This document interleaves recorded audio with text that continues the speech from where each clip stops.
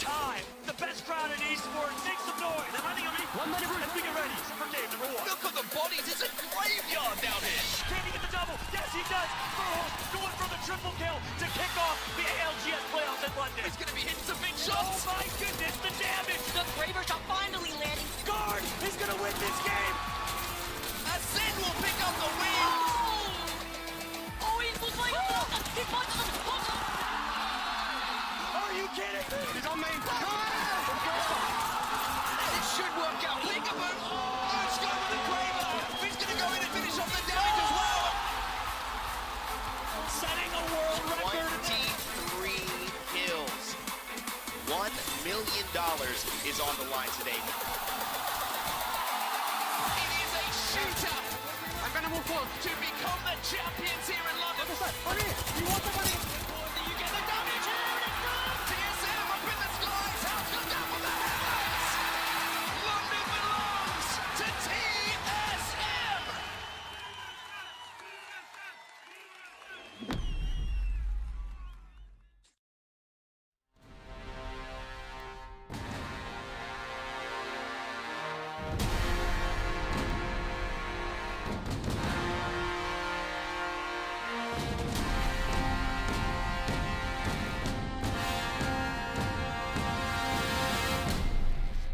What is up, everybody? Welcome on into the Apex Legends Global Series EMEA Challenger Circuit number 4 finals, brought to you by none other than our friends Versus. This weekend, we had over 250 teams battle it out to be here today, and we are remaining with the final 20. My name is Dandra. I'll be one half of the duo, bringing you all the energy here today, but I couldn't do it alone.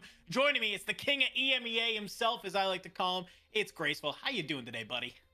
Hey man, I'm fine. I'm hyped for this tournament, hyped to see who makes it. A little bit sad to see who doesn't make it, but hey, that's part of life. We're here through trial and tribulations, and at the end, hopefully, we'll see who stands at the top. I like that. That's a fantastic way to put it, because we got a lot on the line today. This isn't just your average sort of challenger circuit, right? At the end of today, we will be able to know who is moving on to the Pro League qualifier, who maybe is dropping a little bit short. But let's take a little bit of a look at where we are, of course, in this year 4 schedule, because, well, we got a lot of Apex going. You can see that red diamond there on the left. That is where we are right now here in the first sort of iteration of the challenger circuit. A lot of Apex left to be had in this year, though. Let's take a look at how we kind of got here for the challenger circuit and what we got going on here today in the finals. We got 20 teams going over a 6-game series. They're going to be earning points through eliminations and placement. The first place is going to automatically qualify for that split 2 Pro League qualifier. The remaining teams are, like we mentioned, going to be accumulate those precious challengers circuit points. How are they going to earn some of our points in today's game, though? Let's go ahead and just give everybody a little bit of a reminder. If you've been watching Apex, you know exactly how this goes. You get 1 point per elimination, and we got that sliding scale of placement points that are there. But Graceful, guess what? They're not going to be able to just play on one map. You don't earn them just across one. It's, of course, the standard map set that we know and love. It's World's Edge coming to you in those first 3 games.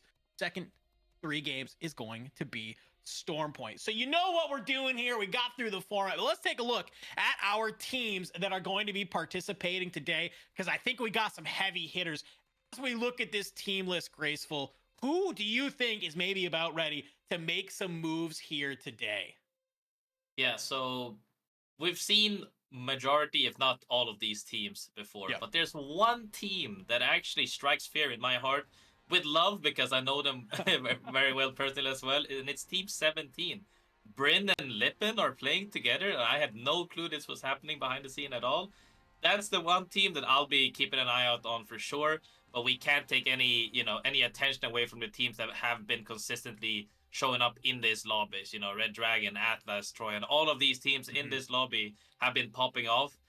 But I think that in my head, I'm looking for 3 teams at the top, and if anybody else can prove me wrong, I'll see you guys in Pro League. Ooh, I like that. I think that's a good shout out for Liffin. Pulled up 16 kills across, obviously, in their semifinals. The lobby went absolutely huge. Some of the teams that I'm going to kind of be keeping my eye on, right? We know that we have teams, like you mentioned, Atlas and Red Dragon. They're up there at the top of this Challenger Circuit leaderboard. They're feeling pretty good about, making it into the Pro League. But there's a couple that I think you need to be able to perform well today. Even if they don't make it to the top, you still earn some of those Challenger Circuit points. So I'm looking at teams like Shamani, Myth Esports, and SPS, right? They're all kind of around this 10, 12, 13 mark. And as a reminder to our viewers, top 10 move on to that winners round one side. So that's where you want to be feeling good. You kind of want to be able to qual and just be able to make it on in and feel great. But if you're some of these other teams, you also need the clutch up as well, because you're in danger of not even making it there. I'm looking at Meow, OR9, Team Listen, DN. These are some of the squads that they need to have really good games today, Graceful, if they want to be able to even have a shot at making it into the Pro League that's there. So we are going to have some 6 fantastic games going on here today. I'm right there with you. I think some of these squads are going to absolutely show out. We've seen some great success across, obviously our 3 other Challenger circuits that we had. So it's been a little bit of a shakeup, of when we kind of think about the meta and what's going on. I was watching some scrims earlier today. How do you think that some of these teams, the semifinals, it's a lot different than here in finals. Some of these teams just barely skated by. What do you think some of the strategy might be here if you are in finals trying to be able to be one of these top teams, Graceful? Yeah, so the biggest thing that semis, earlier rounds, definitely earlier rounds is RNG as hell, because like you don't even know how side heavy some rounds are, Oh, because of yeah. you could be double conned. Worst case scenario, like teams around you could be conned. Macro is all messed up. But when you get into the final lobbies, things have kind of slowed down a little bit. You will still see some cons potentially, but every team that is playing, not counting where the zone could be and not counting objectives such as beacon spawns and whatnot, Yeah. right? We are also seeing like macro shouldn't be affected as much outside of contestant. So it depends on where the zones are, honestly. I think any team in this lobby can make it. But as you said, the teams that are on the bottom side of the lobby right now have to, what we like to say as players, drop a nuke, or they gotta go home. It's either do or die. There's no in between. You gotta pop off, and we'll see if they can bring it.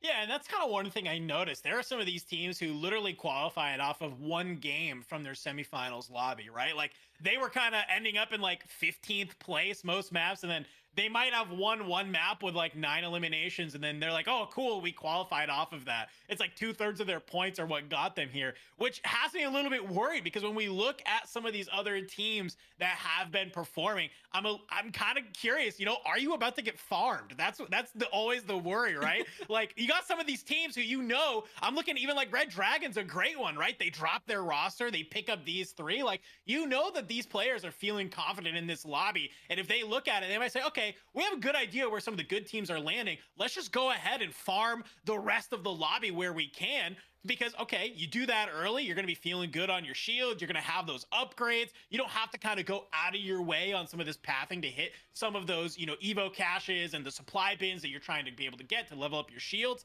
So I'm kind of curious if that's going to impact some of these. I was watching scrims earlier, and it was really kind of telling what we saw there. I know that some of the important, kind of meta right now as far as legends are concerned, right? We got that ever prevalent Bangalore Bloodhound Caustic lineup, and everybody seems to be running it right now. Do you think the Challenger Circuit, Graceful, has kind of caught up with maybe what the pros are rocking right now, or do you think maybe we're going to see a little bit wider array of legend choices? I think once again, I'm not trying to look down on anyone, but the lower level outside of Pro League that you try to go into, first and foremost, a lot of legends are viable. So Yep. it's not set in stone of what you have to play. You don't have to play Hound, For sure. Hound Bang, and Caustic. But I think that one thing that players outside of Pro League do better than pro players do is that you pick comfort picks. If you have to pick Watson, if you have to pick, I don't know, Ramp, you could pick whatever you wanted that's viable. You will, a lot of the times, perform a lot better than trying to follow a meta you can't play. This has been the downfall of so many teams. That's why we saw teams that were playing Gibby, Caustic, Valk back in the day struggled because they couldn't play Gibby or Caustic. That's why we see in the Seer meta, people that couldn't play Seer properly got steamrolled by Seers that were actually practicing it. So I think that honestly, as long as you're comfortable in your role on your legend, you can do wonders. I actually love that you made that call out because I think that's so important, especially at this level of play, right? I mean, that's kind of the whole point of Challenger Circuit, right? Is to give an opportunity for some of these teams to have an opportunity to go against, the best of the best. And if you're going to try and get there, yeah, don't force yourself onto these things that you think might should work. Like, I mean, how many times have we seen sort of these one trick players just go absolutely crazy and they understand how to play that legend in so many different opportunities that they're going to be feeling good, especially going up against some of these teams who are just picking the meta legends to just be meta legends that are there. So I'm right there with you. I hope we see some little bit off-brand sort of things getting picked up there. I'm a Valkyrie man at heart. I love when we got these upgrades that, we kind of got the old Valk alt back, and I've seen a couple people have started running it a little bit in scrims. So listen, I'm here. Pick the off-meta things. Let's try and go. I'm seeing a Wraith from Myth Esports I already. see a Maggie. Let's go. Okay, I'm with it. Listen, this is what Challenger Circuit is all about. Let's get ready. Game number 1. We're dropping in, everybody. Challenger Circuit number 4, rocking here. All right. All right, we're gonna see if we're contested or not. That's my biggest concern here. Not even counting where the zone is, right out of the ship. Is the ship good for that contest that might happen? Yep. That's a very scary feeling. Sometimes on Stormpoint, don't even get me wrong. If you're on Zeus and the ship is on the opposite side of sometimes you don't even get to your PY. Yeah. It's so RNG, so we'll see how it goes. Yeah, I mean, it's always there. The contests are there and zone pull. Those are the two things that we're always looking for at the start of these games. Like, who is coming on up? I'll always be super curious to see that as we get ready to hop on in. I know kind of, obviously so we had these changed to the shields with the shield cores and things like that. Hopefully some of these players have really taken the time to figure out how does that change their early game, right? Because we know how much of early Apex is so important of your, where you want to drop and then your looting pattern into zone. And players have to do a great job of understanding that. And now that we have these updates to the shield cores, you've seen it kind of change a little bit, right? Because obviously you want to take advantage of all of these elements on the map that help give you the points to those shield cores. Yeah, the objectives is super crucial, and I'm a little bit skewed on it. Like, I like these changes, but I feel like the objectives is it's too much per objective. Yeah. I feel like the spawns is too little, and the ones that you do get is too much. I feel like because there's several spawns around the POI, and trust me, I know, I've been playing a lot. And so like, I drop in stacks on this map, and there's like 5 spawns, and only one of them spawns, so sometimes you don't even get one on your side.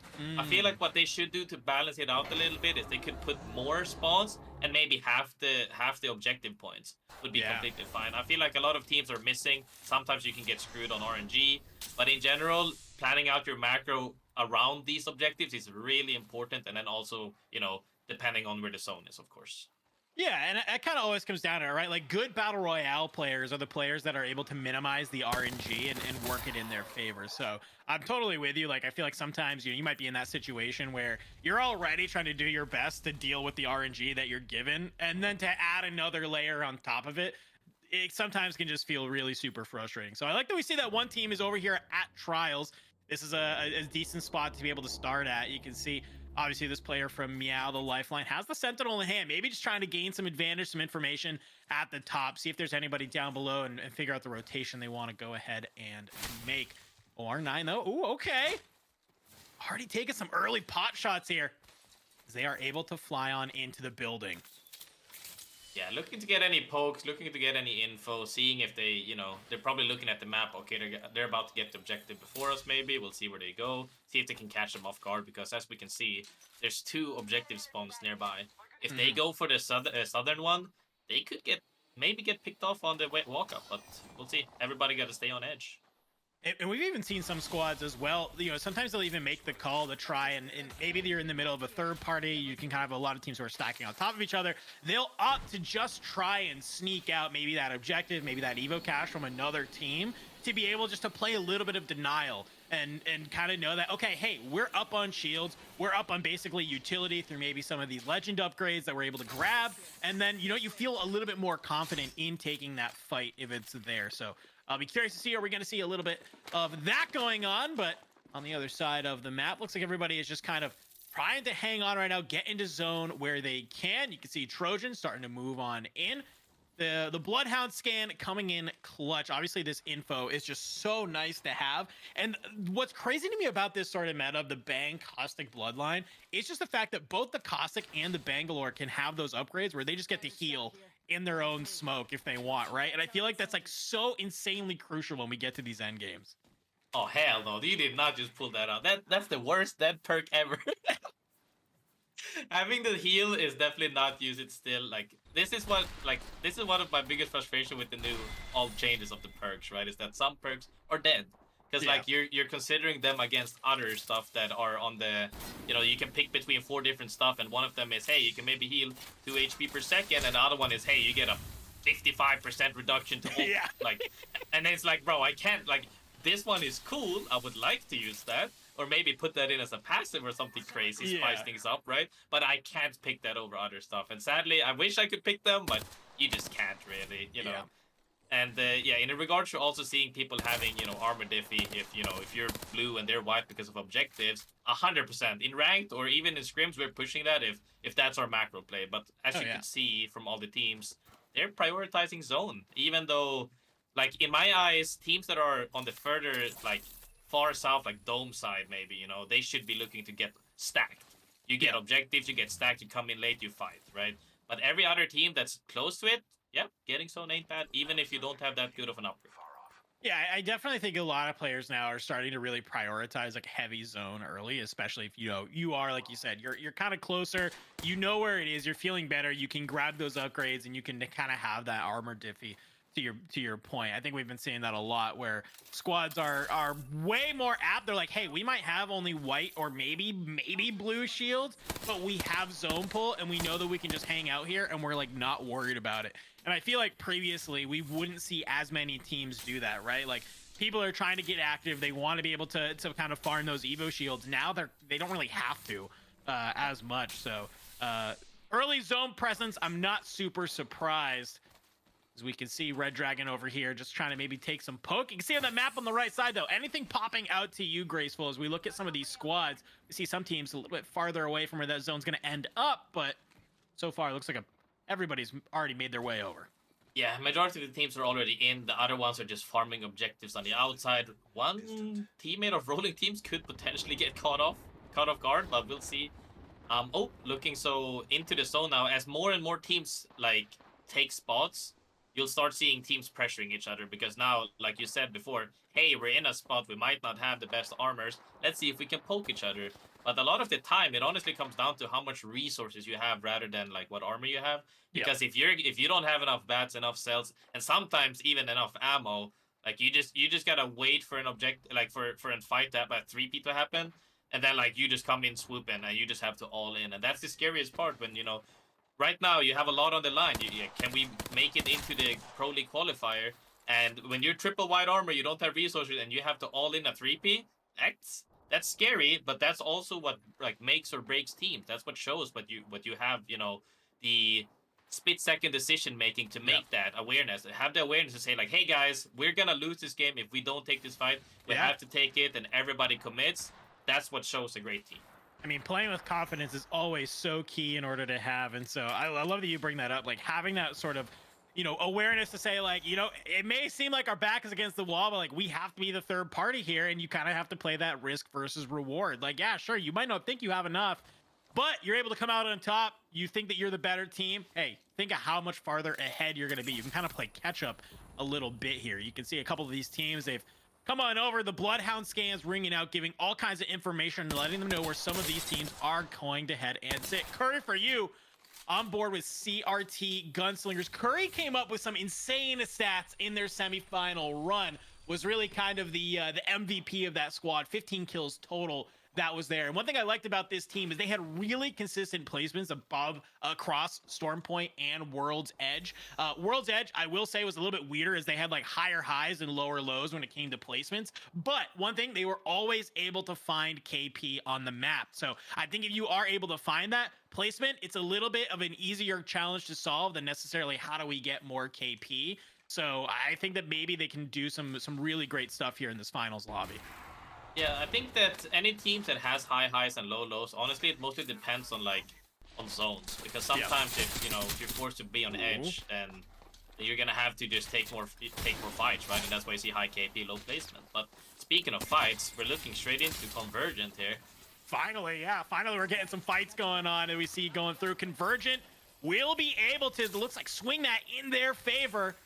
You saw the Beast of the Hunt get invested, which would give them some great kind of speed boost, ability to know where this team was coming on through, and a trade comes in. So I like that they're able to make that happen. Sometimes in these early fights, we can see one player, they maybe get taken down, but you're able to get the team wipes. You're like, yeah, okay, they are in between two respawns, so I guess it wouldn't have been like a terrible situation if that happened, but it doesn't matter. They're able to keep, of course, that teammate up. Exo Agent able to pop the smokes, give them the cover they need to get the revive off. So 3 eliminations already on this side of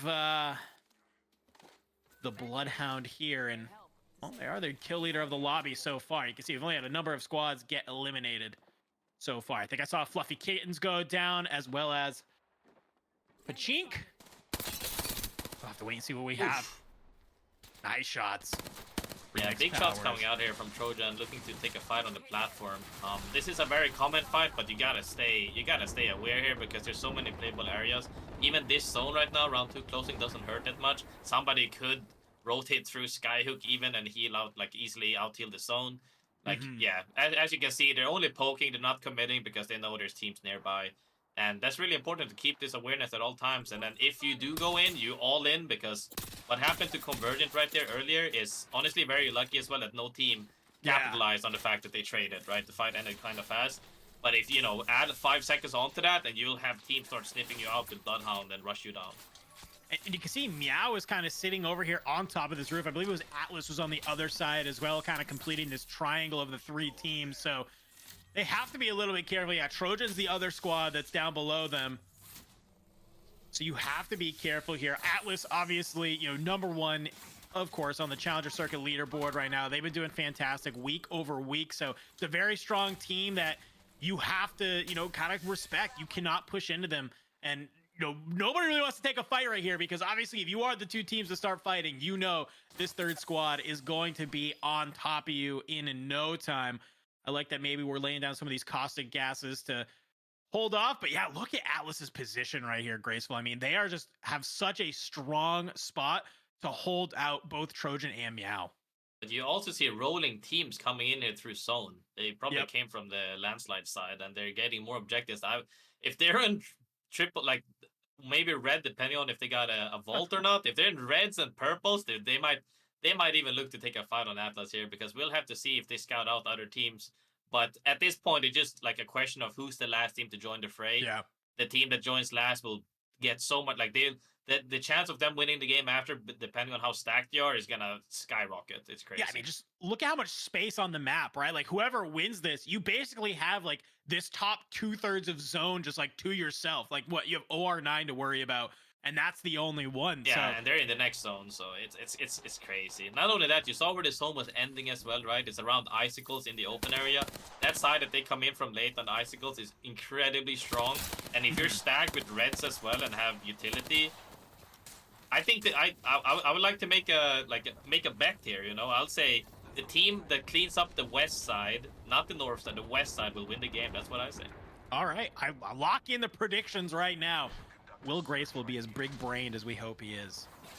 I think it's a very strong prediction for what it's worth. I'm right there with you, because just looking at where everybody else, like that southern side was just so jam-packed. It's going to be tough to make it out of there, you know, kind of very quickly. You can see Shamani goes down. Here we have Convergent on the move. Waddell trying to be able to maybe hold this team up top, take out some of these gas canisters where they need. The sonar will come out and let them know anybody nearby. They've been able to kind of gain this building and are starting to hold it from the bottom. Exo Agent goes very low, though. We'll have to be able to pop the med kit. The nades are coming on in. Can they be able to position themselves in a spot that they feel okay? These gas canisters are going to work, kind of providing some solid defense on the other side. Looks like this fight has broken out, Graceful. Trojan, they've been able to get high ground, investing the nades on Atlas below. Can they be able to take this out? We know that they're not the only teams around here. Atenum trying to be able to do something. Does have the Rolling Thunder. They could invest it. It doesn't look like it. Atlas will go down. Trojan winning that fight, it looks like. Yeah, I saw Meow go down earlier. I'm pretty sure that Meow ended up taking a fight on the platform. Trojan came in and swooped that real quick. We'll have to see now because they're in a great position to close out this game if they know how to rotate into this zone. But having like 40% of the zone to themselves on the west side, now they only have to look to see what the south side does because north side is just chilling. We'll have to see how many teams run into each other because there is 12 teams alive still. Everybody's playing on top of each other. It's crazy. I mean, we even saw that map too. Like, there's not a lot of space to kind of hang out in the rest of this zone. It's one of these pretty wide open end zones that are here. You have a little bit of things to hold your cover, and I love this conversion. They're trying to hold their ground here. A team has pushed on through. The smokes and gas are making it tough for this squad to come on in, but a Volt in hand from Waddell will be able to give them what they need. But unfortunately, Convergent goes out. Looks like Lynxer is going to be part of the team that brings them on down. That is Forbidden. That will eliminate Convergent. They tried to do their best to hold on in, but just wasn't what they needed at the end of the day. And well, Forbidden, you may have won this one team fight, but guess what? You're not getting out of here that easy. Yeah, walking up this hill is a death sentence. Depending on how many teams are looking at you, 90% of the time you're just dead here. Yeah. But we'll have to see because they have to go down, up this slope, down this slope, to the bins, praying that nobody's there. It's literally a blind push. We'll have to see what happens. You basically, I mean, you're kind of thankful, I guess, you have the Bangalore at that moment, right? You can kind of use some of those smokes to maybe obscure the vision, try and be able to get there. But hey, look ahead, and we have I'm calling him C10 today because this name is insane as well. All right, Lippin, great shots. OKS gonna get eliminated, and there's a team above, and look at the shots. The turbocharger Havoc going to work. Lippin somehow able just to let it sing. CRT Gunslingers getting eliminated. SPS getting eliminated. The rest of the lobby is dropping like flies. They lose Bryn in that sort of push up, but the fact that they're able to take the back-to-back fights, gain high ground, and now they're looking down at other teams, they are looking very strong right now. Teams on the bench right there, like I said, Forbidden came in praying there wasn't a team there. There was a team there. They're now getting cleaned up by C10 as well. But Bryn going down is a little bit sad. Let's see if they can find a Moby on one of the bodies perhaps. But if not, they're just gonna have to play this out as a duo. But hey, with that Turbo Havoc, and it's Lippin that I've played with Lippin as well personally, he can make magic happen. But we'll have to see. It depends on how many teams have to close in on the same side here. But if you're looking at Trojan, like I said before, the team on the west, triple red, Turbo Havoc, 400 energy bullet. Can the duo run up against Trojan? We'll have to see. They gotta pray. Look at this. Yeah, look, they got him back. Okay, great. Yeah, it looks like they were able to find that Moby. They get him back, so looks like maybe ON is the only team maybe missing somebody. Well, as I said, it looks like they actually get taken up by rolling teams, so number of trios left. You can see Red Dragon, Trojan trying to make their way up. OR9's already made this case to hold this top side. Looks like maybe some tags going out from Trojan, trying to be able to maybe get the in C10. They're moving it from behind. They might be able to kind of start this fight if they're lucky. This is actually Trojan. If they can hold this space, Bryn's team and Lippin's teams have to fight the other team that's on the icicle. I couldn't see who it was. I think it was rolling teams. They're gonna have to fight C10 right now. And if Trojan is aware, they 3P this and they have all of the zone to win this game for free. It depends on how aware they are though. The Rolling Thunder gonna kind of put them off for a little bit. All right, Beast the Hunts gets activated. They want to start moving through. Wingman in hand. We even see trades. Muzzin! C10 gets eliminated on the other side. This last guy, yeah. Coming on through, rolling teams. Yeah, we're down to the final 3 squads here. And the zone is gonna be close to them as well. Hey, you made it. I love it. Trojan, they gotta execute though here on these final remaining fights. You can see the shots coming in from the Wingman. Blue armor on this other squad, so they might feel a little confident. Gonna go ahead and have to back up here. Remix. Red Dragon though, can't make this swoop flank. Ooh. Final fight here. You saw OR9 go down. They're playing from below.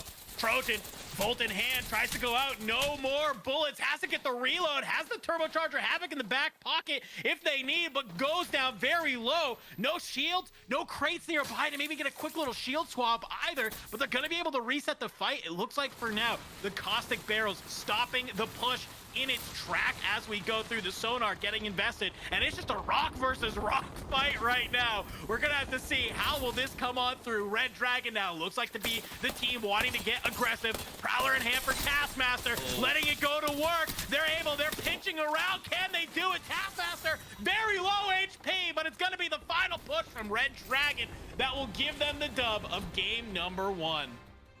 Red Dragon pulling out ahead, like I said, veterans. They're really good at, like, they're super mechanically gifted. They all know how to team fight. But the biggest decision, the biggest, what should I say, difference maker between the two teams is that Red Dragons is proactive.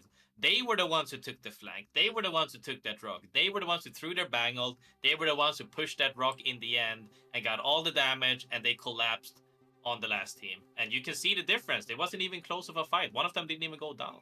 Yeah, I love that Taskmaster just goes forward and is able to kind of take all of the aggro, and you see the other two just come around from the other side and clean it on up. Hey, huge shout out to Trojan, though. You did call it. You said they were going to win the game. Oh, second ain't too bad either for being able to come out on top. Looks like we do have our standings from that map number 1 ready to go. So let's take a look. How did that first lobby shake on out? Well, no surprises here. Red Dragon on top, 24 points. Of course, that means they did have 12 eliminations when they got there. Trojan not too far behind, though, with the 17. So, obviously, they wanted to be able to clutch that game number 1. But, hey, second ain't bad. Yeah, big games from actually, I would say, the top 3 teams for sure. And all of those 3 teams are really good at fighting, right? And I think they found their groove already since semis. They already know how, like, they're feeling themselves, right? Red Dragon is just a little bit different, though. They like to take every fight to them. I think they started on the North Bridge around Climatize, and I'm pretty sure they cleaned up the entirety of the north side. And then they were still proactive in the end and closed out the game. If they can keep this up, I think guaranteed top 2 for sure. Other teams right now, they have good moments. They have, like, really good highlights moments, like, Trojan cleaned up the west side, right? But if you lose just a little bit, anybody will try to pull out the rug under you and take that first place.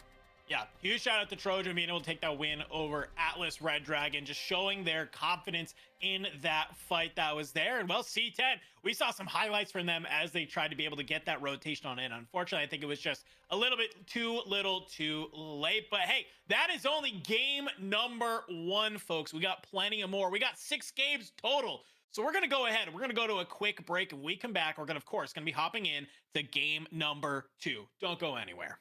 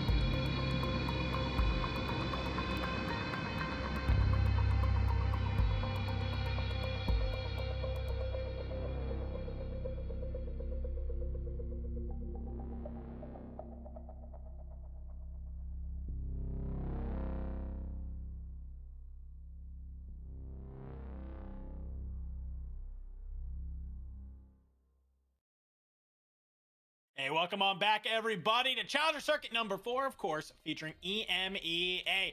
Game number 1, done and dusted in the books. We see Red Dragon come out on top. But Grace, I want to take a little bit of a look at that leaderboard yet again. We spent some time before the break talking about the teams that did good. Let's give a little bit of focus to maybe this right side of the leaderboard, because I think we have a couple teams who maybe were a little bit surprised to see down here at the bottom. Yeah, there's plenty of teams that have been struggling due to the fact that, hey man, did you see the zone? It came up the hill, down the hill. Yeah. Teams that are already playing there on the platforms, on the icicles, on the mountains, it's just a free firing range for them, for every team that has to walk up eventually. And even if they're not walking up, you're in Monument with 6 other teams. It goes either way. A lot of teams just died on that side. The one thing that for me is a little bit sad though is team number 15, Meow, because they were one of the teams on the western side that I said that if they manage to clean that up, they have a huge chance to win the game. Unfortunately, they were the first team to fall going into, I believe it was Atlas on the platform, and then we know what happened after. Trojic swooped in as a 3P and just got everything. So yeah, we'll have to see. It's a good call out, right? Because it goes to show that, yeah, you have one fight going to your way, it completely flip on your head your point standing, right? If they are kind of in the place of Trojan in there, maybe they come out on top with 4 or 5 KP out of that fight. Your kind of placements, then we saw Trojan was able to make it all the way to second there. You're loving that. Like, you're just go from immediately from being in 15th after map number 1 to potentially being up here. Even at least just, you're probably sitting at least on top 5. Probably that's there. So hopefully game number 2, they can kind of play a little bit cleaner alongside some of these other squads that are here as well. Reminder, some of these teams, they are trying to gain as many points as possible for their challenger circuits. That way they can make it into those pro league qualifiers. But I'm being told game number 2 is loading on in. So we will have, of course, our second game here on World's Edge ready to go. Now, obviously, Grace, we had map number 1 done and dusted. If you are some of these teams getting ready to load into game number 2, maybe you had a terrible game number 1. What do you think is the change in strategy here? Do you think it's just like, hey, play your rotations, win your ones, your fights a little bit better? Or do you think it requires maybe something a little bit heavier? So I think it depends on how they lost game number 1. A lot of nervous teams might go like, oh, that didn't work, rather than seeing, like, understanding why it didn't work. They might change things up. Hey, it could go either way. Some people might start, prioritizing zone even more now, and some people might say, hey, screw that, we're gonna go and play edge the whole game and see how that goes. And then all of a sudden the zone, like, they pick a comp that's like for edge, right? And then the zone ends on their POI. That's a very sad day, and that has happened to me several times. So I hope that it doesn't happen to these teams. I hope that they stick to their plans, because in the end, that's what we're screaming for: consistency. One game or 2, 3 bad games, and like you said, one big nuke of a game can bring it all back. All they have to do is try to stick to the plans and then stay consistent and be on the same page. Yeah, I love that. I think that we've seen the teams that have had success in Challenger Circuit over the years are the teams that can play consistent, because like you mentioned earlier, some of these earlier rounds are just pure RNG, and maybe sometimes you can luck your way into here with just like a one solid game.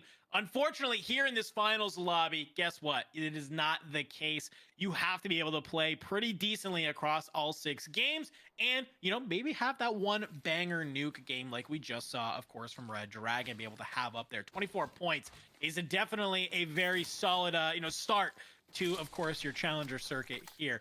You can see our champs of game number 1. They are, go ahead, flew up over here, and feeling pretty solid on this spot. We'll have to see where the zone does go ahead and pull, but already seeing some hammer points getting pinged as well. That could be some, some solid pickups here early on.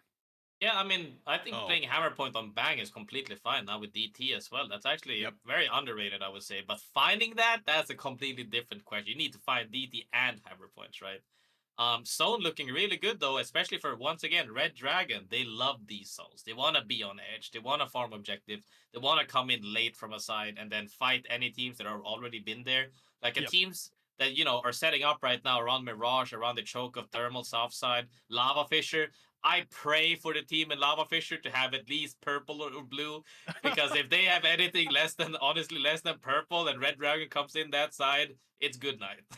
Yeah, that's kind of always the worry right now. Yeah, I love that you call it out. Like, you got teams like Atlas and ON and OKS. Like, they're already sitting pretty. They're already in zone. There's only really so many places you can have. But yeah, if you are ON or one of these teams who wants to play that choke, you have so many of these sort of heavy hitters in the lobby that are trying to also make their way on in. You can see Forbidden's not too far away either. CRT Gunslingers looks like maybe potentially flirting with either a fight onto C10 or 9. So we'll have to wait and see. I'm looking at also the bottom right. Convergent did some great stuff in that game number 1. They just got stuck a little bit on the inside.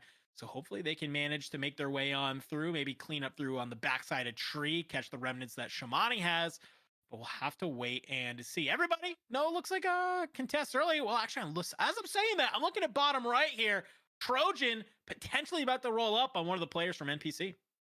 I think they're fighting for the vault most likely. Maybe Trojan has the key, maybe NPC has the key. I don't think either of them want to take the fight, but they're obviously everybody's trying. Like that's the most important part is that you have to try to take stuff. You can't just say, "Oh, we can't get that," because some games you can, some games you can't. But if it's one of the games where you can, you get that cash from the vault. That's an instant huge upgrade. Now you can fight anybody on your way in, and we'll have to see. A lot of the macros, as you can see on the southern side, is kind of the same. Well, and the other thing too, we've even seen, teams, they'll just have no problem giving a team sort of the vault, and then they'll just fly in at sort of this, kind of unsuspecting timing. And yeah, sure, maybe they got some of those items from the vault, but if you're feeling good on your gunfights and you're feeling good with the stuff that you have, then like, all right, cool, yeah, we're just gonna farm you off of the, what you're able to grab from that vault. And well, now it's now ours, and we got some KP to boot. So we'll have to wait and see. Other side of the map, Meow making their way out of trials now. Looks like they're flirting with a team that's over here on the bridge. Nobody committing to a fight, though. They are. Looks like they're just going to go ahead and rotate on out. Yeah, fighting here is honestly very scary. Like, you can do it, and a lot of teams, even in Pro League, ends up doing it. But you have to all in, and then you have to clean it fast enough to where another team can't 3P. Because, as you saw before, I think there's about maybe 8 teams in this, like, in the center zone right now. Any of those teams could just decide to say, hey, we should 3P this, and then it's, back to the lobby you go, another bad game. And I would say once you hit the threshold of having 3 bad games, now you need to start doing risky stuff. But like you said before, risk versus reward. I believe you have to take risk to get these good games, because in the end, there's only so much you can do with what you're given, and sometimes you have to take from others what you do not have. Wow, life lessons with Graceful. Sometimes you have to take from others what you don't have in order to be successful. Remember that one, kids, when you have to explain that to the law. You see here a couple players, a couple teams actually kind of somehow made their way over to Mirage, it looks like, in a little bit of respect maybe. Myth has flying on in, getting tagged up as they're trying to grab that high ground. DN going to be the team on top. So they'll have a good vantage point on maybe some of these squads. You can see that they know that there's other teams around here. They're getting detected, of course, by that Bloodhound scan. And they're just kind of being able to look through. Triple take in hand for Buckas. You're just trying to see where you wanna find out. I'm honestly not sure if it's a spectator thing or if they didn't grab the objectives. If they didn't grab the objectives, I am molding. But if it's a spectator thing, then it's my bad.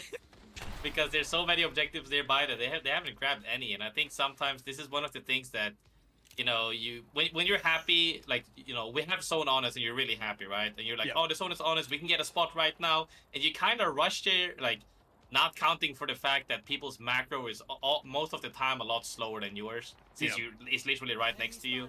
And they haven't grabbed all of these stuff, and they're still, like, so far away from purple. That could cost them in the end, because the longer it goes, and if they don't get to poke anywhere, and especially if it pulls off of them towards the blue boxes or even east, then we'll have to see. They're definitely going to regret that if they didn't take all the objectives. Yeah, I think it's a good call out, right? You land, you got zone pulling to you, like you said, and you might not even make that understanding read of like, yo, we have these objectives around. Like, you're able to do that. You do it quickly. You make that decision and commit to it. Well, now you have, a really solid spot in zone, but now you also have, of course, all of that, kind of a shield core energy from those objectives that then you're like, all right, great, cool. Like, we have our legend upgrades. We're feeling good on armor. Like, you get some extra loot from doing those objectives as well. Most of the time, it's like you actually kind of almost like just level up entirely on your position. So we'll have to see if that does come back to bite them or not. See, Convergent, though, has kind of come on over. Atlas in this other building. Okay, Convergent maybe just taking some shots, backing on up here. Atlas And isn't too there's far a away. lot of teams here. I think that's 4 teams, literally within 50 meters of each other.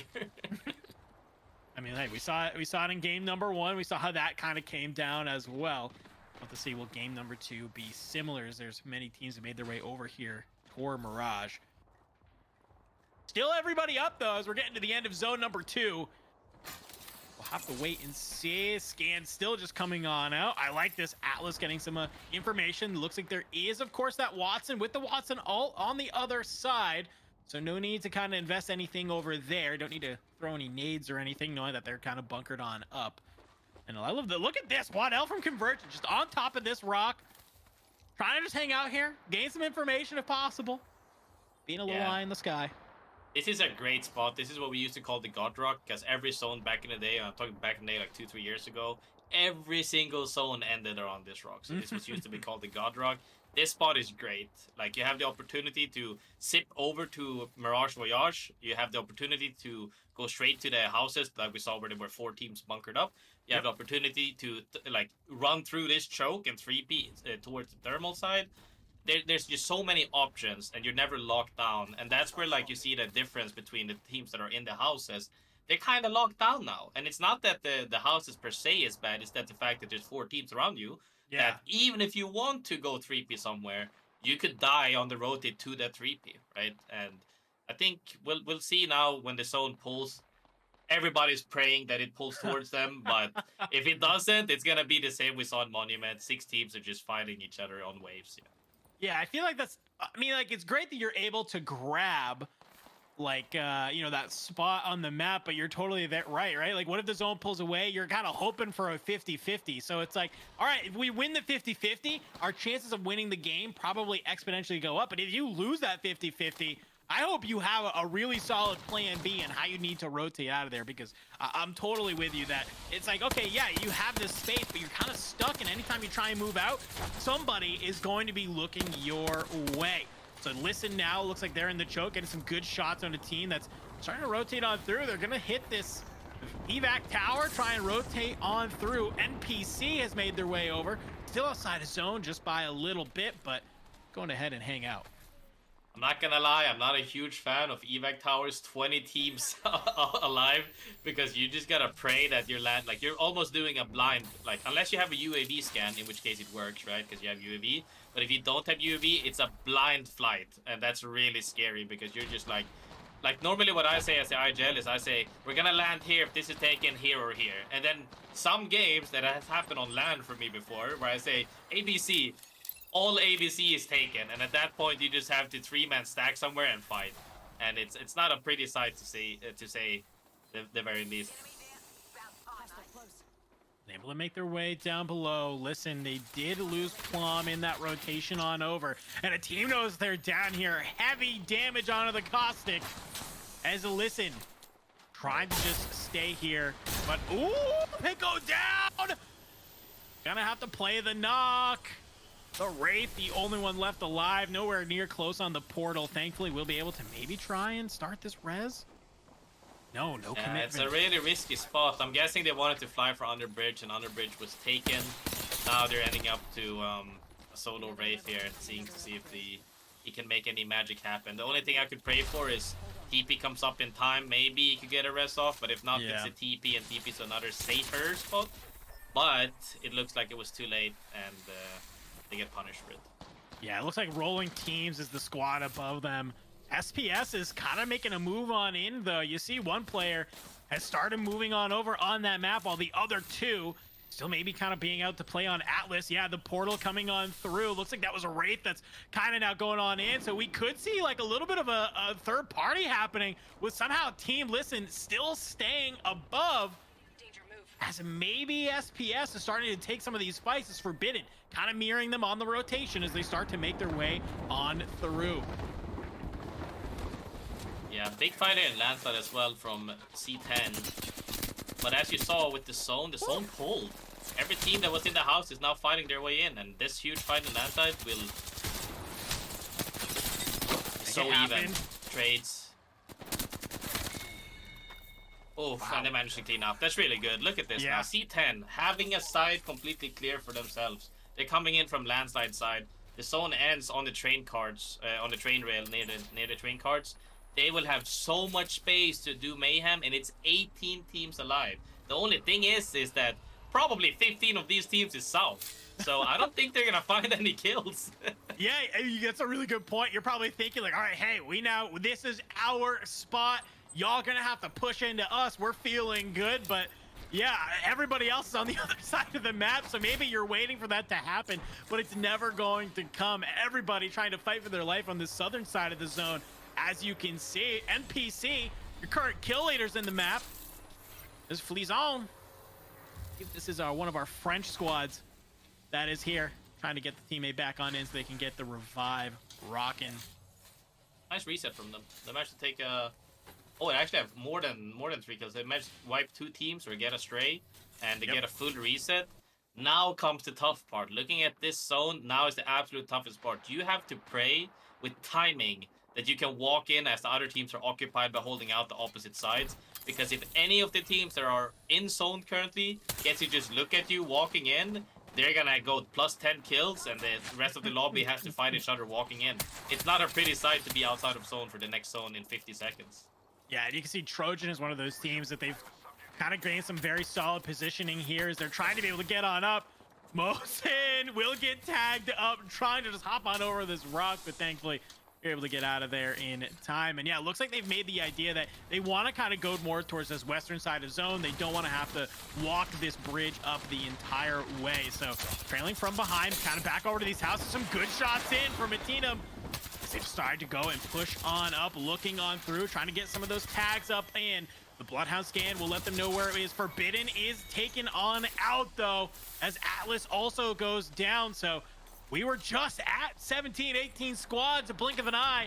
We're now down to the final 11. We start kind of getting into that realm where placement points start becoming a factor. It's gonna get even worse. Zone 4 is closing right now. This zone is terrifying. Teams are gonna have to fly in, but the issue is Red Dragon and C10 controls 90% of the zone. You fly in any of, like, in the vicinity of any of them, and you're getting sent immediately. They're gonna take all the space and just bully you out. Whereas the remainder of the teams, everybody that's south, have to just run into each other. And we'll see here. You have to YOLO and YOLO indeed. What is this decision?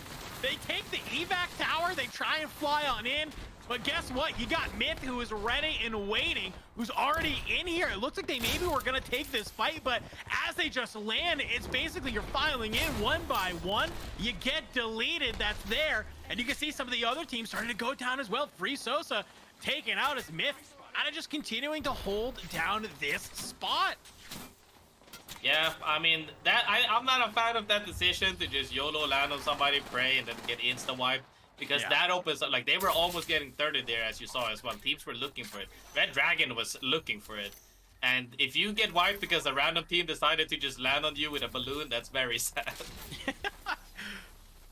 And you can see Prestis, Kraber in the back pocket. Only 4 shots remaining, but in a zone like this, I mean, you're going to feel really solid. There you go. 189 makes it happen. Just going to absolutely put some pressure on that team. They're not going to be poking their head up anytime soon. You called it earlier. Look at how much space Red Dragon has on this map. You can see Taskmaster's made their way up, is looking down at this other team. Prestis, Zosis, they're just kind of looking through this other side as well. They're able to just kind of gatekeep and hold it on through, popping ult excels left and right after some of these fights. Trying to just make sure that they can reset here. They're very close. So we get a final kind of look at some of the squads that are here in zone. Yeah, seeing these teams on the southern side, but they're still not in the next zone that's moving in 10 seconds. C10 and Red Dragon are in great spots to close this game out. Everybody else on the southern side has to fight. It all comes down to if either of them can take the advantage on the other team being occupied of trying to get kills. And if they can score it down, like you saw that 189 headshot by the Sentinel or the Kraber, I mean, if they can catch that off guard on the opposing team that's in a better spot, that's more beneficial than grabbing a few straight kills, in my opinion. I totally agree. You can just use that to be your opening in order to kind of fly on in. You're feeling very solid about it. Zone pushing on through. We see Pachink do get eliminated as a flurry of kills comes through on that kill feed. FBC taken out. Red Dragon are going to be able to find some of these pickoffs. ON going down. 4 squads remaining. And well, Red Dragon, they're taking a look at one of the teams that's up here in this building looking across. It's so close, but not enough. Would have been a huge pickup there for Prestis. Beast of the Hunt coming on through. They see some of the smokes. They see some of the gas. As they are just using this position to their advantage. They start to swing wide, though. They want to be able to take this team down. Huge down on C10. And they traded. As you can see, the 2 power teams right now trading. And this could open up the opportunity for the remainder teams in the lobby. Do we see the 3-peat? That's what we're always kind of curious about. Is anyone going to take advantage of this? Causes some good shots here with the Hemlock. Only has this final mag left. Definitely needs to try and find something because the RE45 is not going to be able to do anything at that range. Looks like they will be able to take down Bryn. 3 squads remaining. Prestis trying to get an idea where could they be, and ooh, that's a huge scan. It's a 3v2v2, I believe, and it's looking really, really good for Red Dragons with a Kraber in hand. And they, you know, they're controlling all the space. The other teams are essentially playing for second right now. If I was C10, I send that duo, guarantee 2 kills, and get second. Solid idea. Ooh, Prestis swings a little bit wide with the Kraber. Yeah. The shots are insane, though, with this. Havoc Shamani goes down. Final 2 teams. Here we go. It's going to be between Red Dragon and, of course, the final squad. And, well, before even anything happens, Red Dragon, power positioning, they cleaned it on up. They played that so well. Like I said, they control all the space, and they actually like try to take the opportunity to make a play on the other team that is in a power spot, which was C10, which they did. They got it down, and the most important part, they got the thirst. The second you get the thirst, it's no longer a threat on the same level by any means, and they just play slow, and everything is in their favor. Red Dragon back-to-back here on World's Edge. Game number 1 and game number 2, making it look easy, playing so absolutely clean. It looks like we do have our standings from that map all ready to go. Let's go ahead. Let's take a look at it. And well, unsurprising to us here, Graceful, it's Red Dragon on top of 47 total points. Red Dragon is taking giant footsteps right now. They're just leaping away from the rest of the lobby, and they're getting so consistent, and it's crazy, right? They're getting stacked. They're taking these 3v3s, and in these 3v3s, all of them are capable of scoring a down for the team. Honestly, when you're fighting Red Dragon, it doesn't feel like you're fighting a normal team of, you know, the typical Hanker, Frontliner, etc., right? And Fragger, no. All of them can frag. All of them is holding each other's hands. They're just a one big unit, and they're clearly showcasing their skill right now. Yeah, I mean, they are just creating such an insane lead. I mean, even if they just have an okay game here in game number 3, they are setting themselves up where you just got to play consistent on the back half in Storm Point, and you have a chance to just potentially take this whole thing from there. But we have a couple teams that aren't too far behind as well. Obviously, C10, they're looking pretty great. They are here, 28 total points so far. And Trojan, we've seen some great things from them, currently sitting in 3rd at 22. We're going to take a little bit look more at this scoreboard here in a little bit, but we are going to go to a break. And when we come back, we will be heading in to game number 3, our finals game here on World's Edge.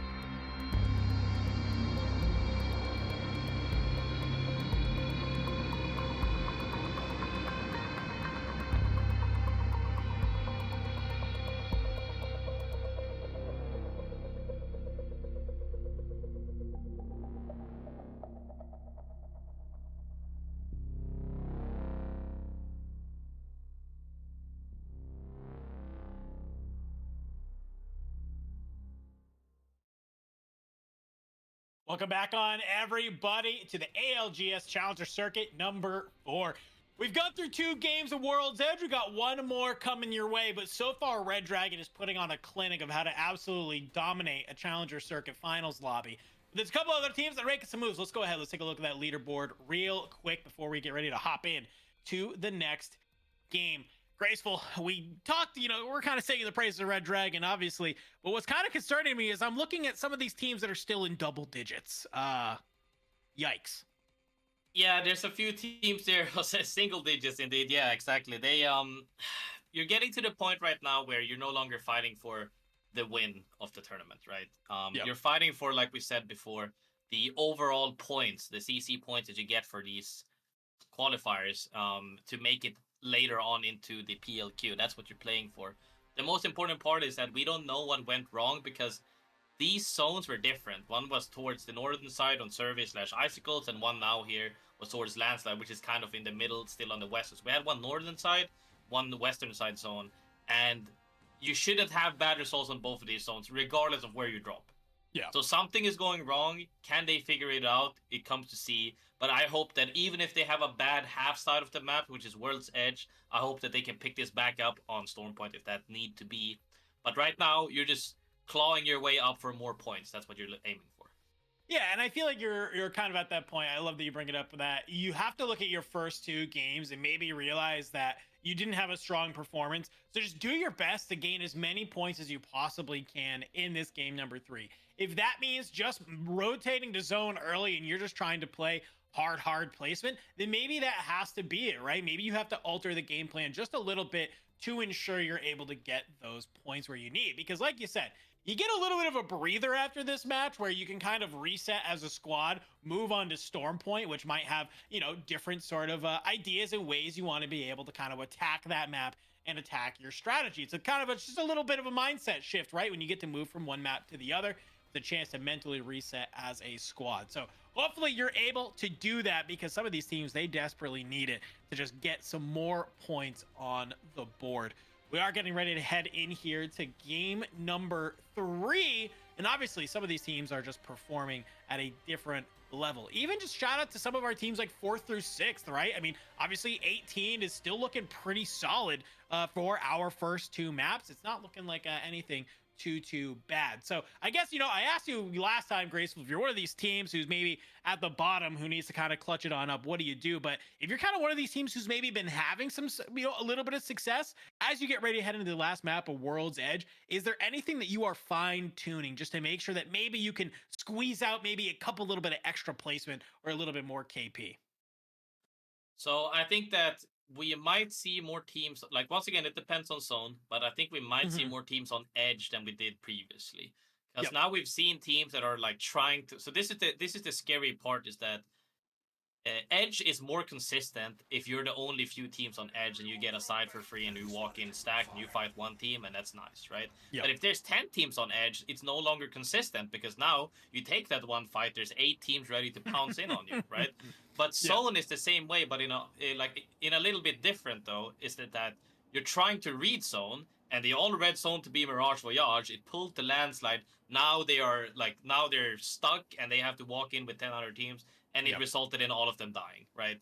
So the inconsistency shows on both sides, and I think you have to kind of adapt to the lobby. So if I was them and I see now, hey guys, there was 17 teams in zone early, it didn't work out for us. Unless we with 100% certainty can tell where the zone is ending, do you guys want to try edge, depending on their POI, right? Yeah. So if you're any of the edge POIs, then like Climber is Red Dragons, but if you're stacked, if you're dome, if you're launch side, if you're tree, I would try to play a little bit slower, get more objectives, and see if that can change things up. Because if you're in single digits still, something is not working, and at this point you just gotta throw whatever you can, at the wall and see if something sticks.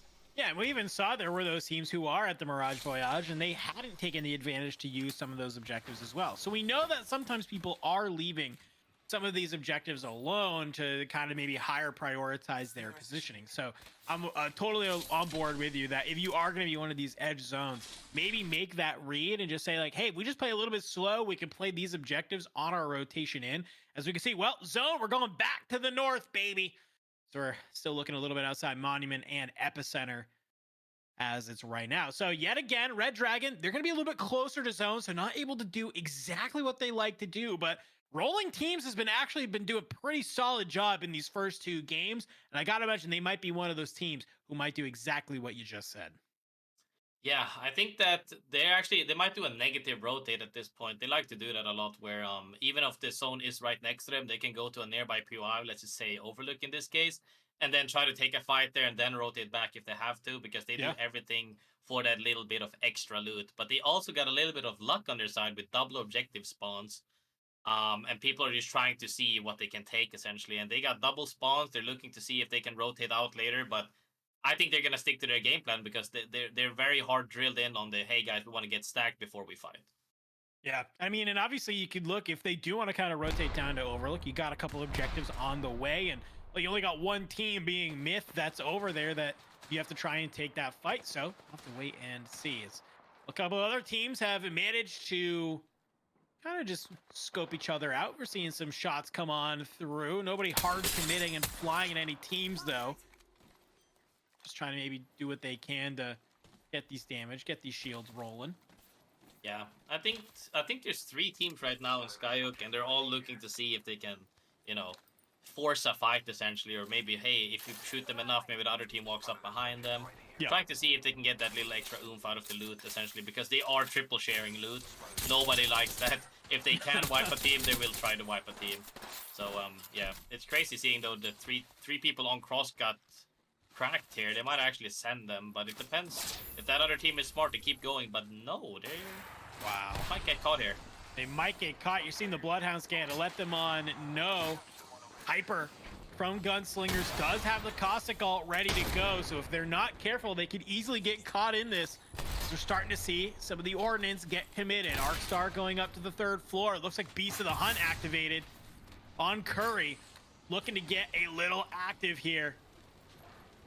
OR9, it looks like, is the squad above. They've been able to reset, though, off of that cross where they had a lot of damage put into them.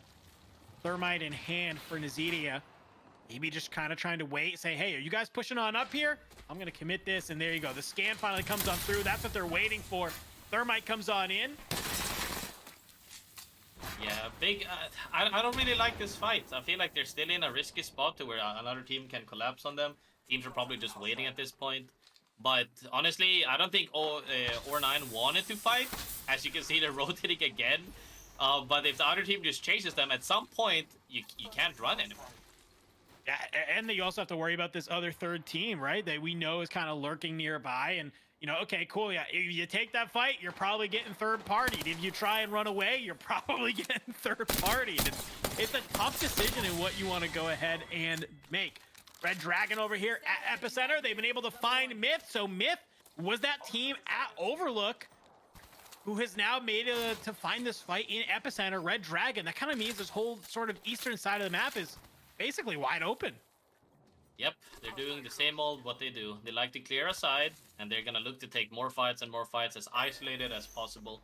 And we'll see if they can close out any more fights. But I think, as you see, Myth isn't out yet, and they have a Loba. That means they could potentially spawn the banners and then respawn them somewhere else. But will Reaper be able to make it out? It's definitely very hard. Yeah, I mean, you got to be able to do that is sort of step number 1, right? Gets detected on the sonar, so whoever that was knows that Reaper's trying to make the rotate out. Well, I believe it was Red Dragon. The shot's coming in on the Nemesis from Taskmaster. As can they be able to wrap this one on up as the Loba is tricky. And, well, looks like maybe they were able to get away. Nice. Good job from that player.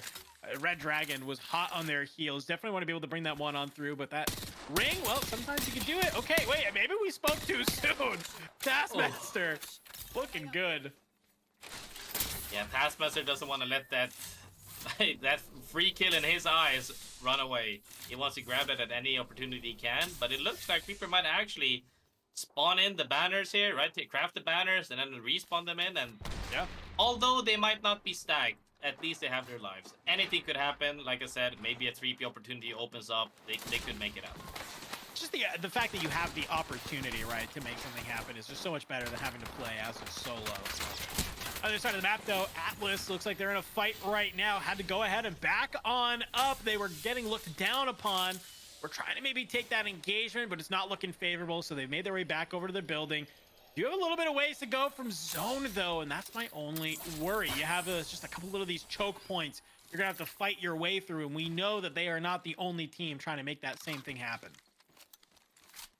Yeah, I think that Atlas is a smart team. They know that, hey, this is not worth it. Like, let's just rotate out, and they're deciding not to take that fight because, one, it might be it's a tough fight because they had a roof, and two, like, they don't know what's beyond them. Like, they could get thirded from the opposite side, or even if they spend too much time there, they could get wrapped, right? Yeah. So they decide to back off and keep their plans going. Maybe go for a plan B, maybe go for plan C, maybe go back, wrap through the tunnel once, see if they leave. It's up to them. Many opportunities arise as also, of opportunities, Myth is back in the game. Yeah, was able to craft the banners, able to get the respawn, and they are on the slow side of zone, so won't be moving in too fast. Looks like they will be able to kind of move on in, and the area has been looted. Unfortunate, but hey, there's at least some stuff on the ground still. So at least can have weapons in hand. Maybe it makes something happen. Reaper has the Sentinel. Looks like a couple shield cells could use to go ahead and charge if they do. Oh, Red Dragon knows it's them as well. That's the worst team you could have had right there next to them because they're like, yeah, those guys have nothing. We should just send them. But even Red Dragon is just like, hey guys, we'll kill them later. It's not worth it. Don't take this risk. Play your game plan. Stay disciplined. And they're just going back to controlling space and taking fights that they know for sure is 100% isolated. Yeah. It is actually a really smart play. Like, if you know that that's Myth that just came in, you know that they have basically nothing on hand. They're going to be playing with spare loot that they find on the ground. You can kind of say, okay, most teams maybe would full send them, but Red Dragon says we don't really feel the need to. We almost took out this squad once. We know that we're better. We would rather hold the space here, and that's exactly what they go ahead and do is they rotate back on in and just trying to continue to hold this on through. Yeah, round 2 kind of closing on in. Still all of our squads left. I feel like we've been talking a lot about Red Dragons, but they really are showing that consistency, looking to take fights. And I wish we could see a little bit more in terms of other teams as well. As speaking of, huge fight breaking out. This is the team that ran away, I believe, Atlas, right? And they got caught on macro by other teams. I believe there's several teams around them right now holding them out. Trojan is one of them, and we saw what Trojan could do from game 1. Could they replicate their success from game 1 into game 3? What I hope. They're kind of playing on this upper side of the rock. A couple teams know that they're there. 30-30 in hand for Remix Powers, though. The shots are landing. Mosin going to be able to help follow it up, and well, they do find one that looks like to be the opening where they're going to kind of try and rotate into the opening of this choke that they can then use to kind of hold this position. I like this, right? They're going to go ahead. They get the full. It's going to allow some swaps. They'll be able to grab something. Now they're just in such a strong position to keep this team out. You're seeing the Nemesis and Volt at range trying to do their best. That other team, they had to decide, do we want to take this fight or do we want to rotate to the other side of the rock? It looks like Trojan now. They're going to go ahead, just kind of hang out here, make sure that nobody's doing a late push through the zone. Doesn't look like it, but they were getting tagged up from a different angle, so you got to be careful. Yeah, Trojan, as you can see, is really aware. They're looking back and forth, back and forth. Can we do this evac? Right now we can. It's a safe evac. But I like to see people are playing so much energy weapons again, and that makes me happy because I love all of the energy weapons. But it's actually crazy running double energy because now when you craft, you get 240 ammo with 2 energy weapons. So everybody's just stacked up on energy ammo. Running around with 400 energy ammo, and like you saw that Nemesis thing, oh boy, like he did so much damage. Insta shredded him from far range. And it's impressive to see everybody pulling out all the energy weapons. Listen, I don't play Apex like consistently a ton. I sometimes get goaded into it by Miss Spider Tip to come play and have to carry her in ranked when I need to do it. And every time I do, guess what? I'm rocking a Volt, I'm rocking a Nemesis, because those are the 2 guns that I'm like, oh, they just feel fun to shoot, like, at the end of the day, right? And especially if they feel fun, you feel confident with it, and it's in an arena like this, you're feeling great. So I'm not surprised to see that, especially like you said with some of those changes where you can just absolutely have so much loot on hand and so much ammo that you're not really worried about it. So Love seeing that right there as well. OR9, a little bit on the edge of zone here. They do have the high ground. You'd see in the so the things come on through. The Rolling Thunder gets committed on this team below them. Will this give them the space they need to rotate on out? Nizidi is going to be the first one on through, but look who's underneath. It's C10 and a little bit of trigger discipline. The fact that they actually managed to get out from that tunnel, which is a bad spot as well, is really impressive. C10, sadly, if they had that perfect scan and they saw them drop, they might have been able to pick up a kill or two. But I think that, you know, they've made a lot of sound. They dropped, like a bangle got dropped and everything. They're probably just staying aware right now that, hey, teams are probably looking in our direction. They're a little bit slow, but they managed to catch somebody off guard still, as you can see.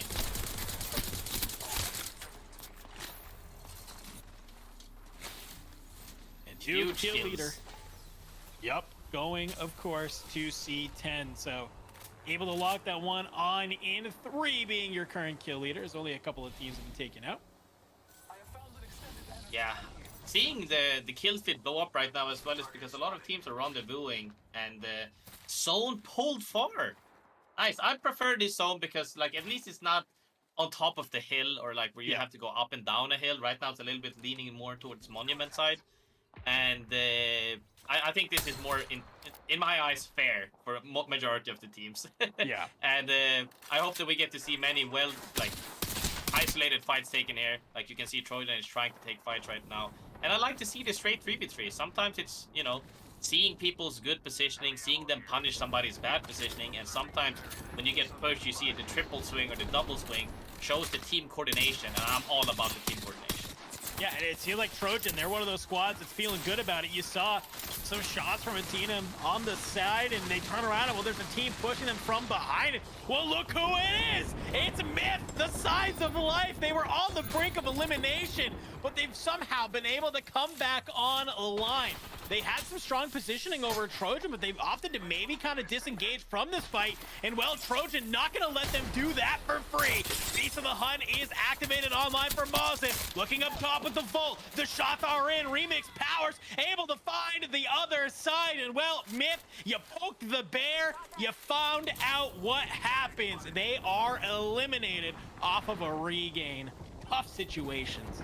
Yeah, I'm pretty sure I saw at least a blue armor or two, and the moment they smelled that blue armor with double red, I think they had at that point, they are sending that every day. I'm screaming, kill them with 3 kills every time right there.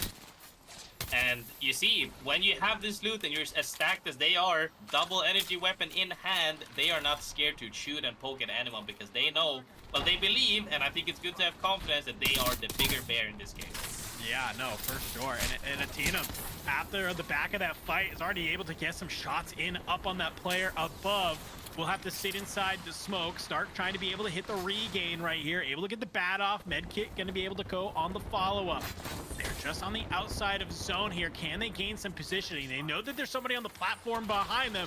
Mosin gonna be able to hop on up. Spots to get the nice angle on 161 on the armor. Is able to get the crack. The flesh is there. Atenum up in front. Gonna be able to take down Bryn. This is C10 that they are fighting. Trojan wanting this high ground as they are now kind of playing this power position and just finding player left after right. Red Dragon getting taken out. 10 squads remaining. Trojan now doing a fantastic job of just playing from up top. The thing that I like the most is Mosin scans. Have you seen that after every single kill, every single down, he scans in the threat position, like where they think threat is coming from. Yep. And he almost always catches somebody. That's like that scan is enough to deter teams from actually aping it or like sending it fully. Because they're like, okay, this scan doesn't know we're coming, it's not worth to take this risk anymore. And as you can see, they're just mopping teams left and right. I think they got a kill on Red Dragons, they got a kill on C10. They're taking out all of these power teams. They're slowly but surely cleaning up this whole northern side, and they are leading it, like they're tilting the game in their favor right now to where they could potentially close this out because the zone ends on the hill slash the wall a little bit towards Monument, but every team in the Monument has to come out. If they get to take control of the northern side, I think they have to wipe one or maybe 2 more teams at most. They're gonna have a nuke of a game. Yeah, I totally agree. They're feeling confident. We're watching them just be able to use this smoke to kind of block line of sight. They're using the Bloodhound scans in order to give them the exact sort of rotation and the information that they need to go on through. But everybody here at Monument, this is going to be a tricky spot to make their way on through. Shamani, they looks like they're one of those teams who's been able to make it onto the other side of the wall, but you have to be careful that any of these squads above you are not able to froth you out, and that is exactly what's happening. Nisa has gone down. You have Mask who's able to pop the med kit, and well, Sharp at range with the Havoc in hand. Yes, it's a good damage, but a team has flown in on top. Oh. Shamani will get taken out as a team. Looks like it's Free Sosa has been able to move on up and eliminate them. Prowler ringing out right now from Alwick. Can they be able to clean this one on up? Atlas goes down. I think they might be the team who just has the positioning to win this Monument rotation. Yeah, they're gonna kill all the Monument teams, but they gave up height to Trojan. I don't know if they can...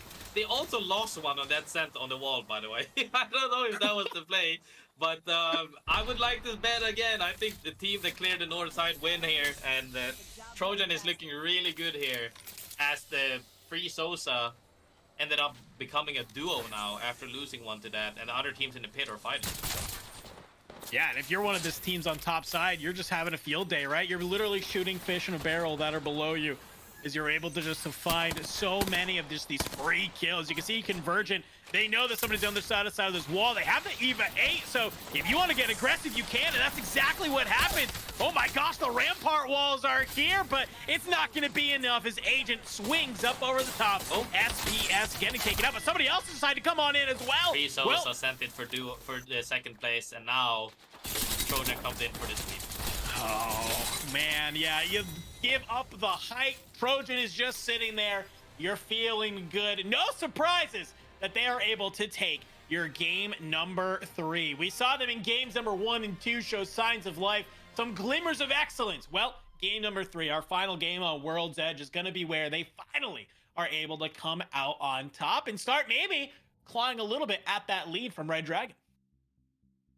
Yeah, like I said, they got a huge game actually. They cleared up the north side, came in slowly. Free Sosa gave up the last 3v3 to go down to kill the teams at the wall, open up for Trojan to just come in and swoop the win for free at the end.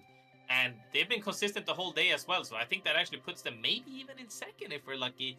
And I think that now, Red Dragon died kind of early, I think around 10-ish. Yep. I didn't see, outside of the 4 kills they had, I don't know if they had any more kills than that, but this could actually close up the points for top 3. Well, let's go ahead with standings are ready. Let's take a look at the leaderboards to see. Obviously, that game 3, well, Trojan, hey, you called it. They now are able to come out onto second. And, well, guess what? They are only 4 points behind Red Dragon. This is getting a little spicy here, Graceful, and I'm about it. You know what? I said top 3 was a little bit different of the teams that I was looking for. And they are definitely showing that they're a little bit, head and shoulders above the rest. However, C10, as consistent as they are, look below them. Convergent woke up 27. They're not that far off either. Teams are slowly beginning to wake up. I would even like to say, as hopeful as I am, anything from 20 points and upwards can make it happen. They have to go really big on Storm Point, but they can make it happen. Everybody else, they gotta wake up. Well, this could be the time for them to wake up, as like we just said. That is going to be our 3 matches on World's Edge done, and it does it as we get ready to shift gears and head on into Storm Point. But before we go to our break, I do want to let all the viewers in chat know EA has so graciously, to celebrate our Challenger Circuit Finals, they have given us 30,000 Apex coins to give away. All you have to do is do !enter in the chat for your chance to win. If you want some more information, you can do !giveaway, but !enter is how you go ahead and get yourself in the potential winnings of those 30,000 Apex coins. Huge shout out to EA. Thank you so much for giving us that here and kind of helping celebrate Challenger Circuit, what we got going on here as the EMEA finals are rolling on through. We are going to go to a quick break. When we come back on in, we're hopping into game number 1 of Storm Point.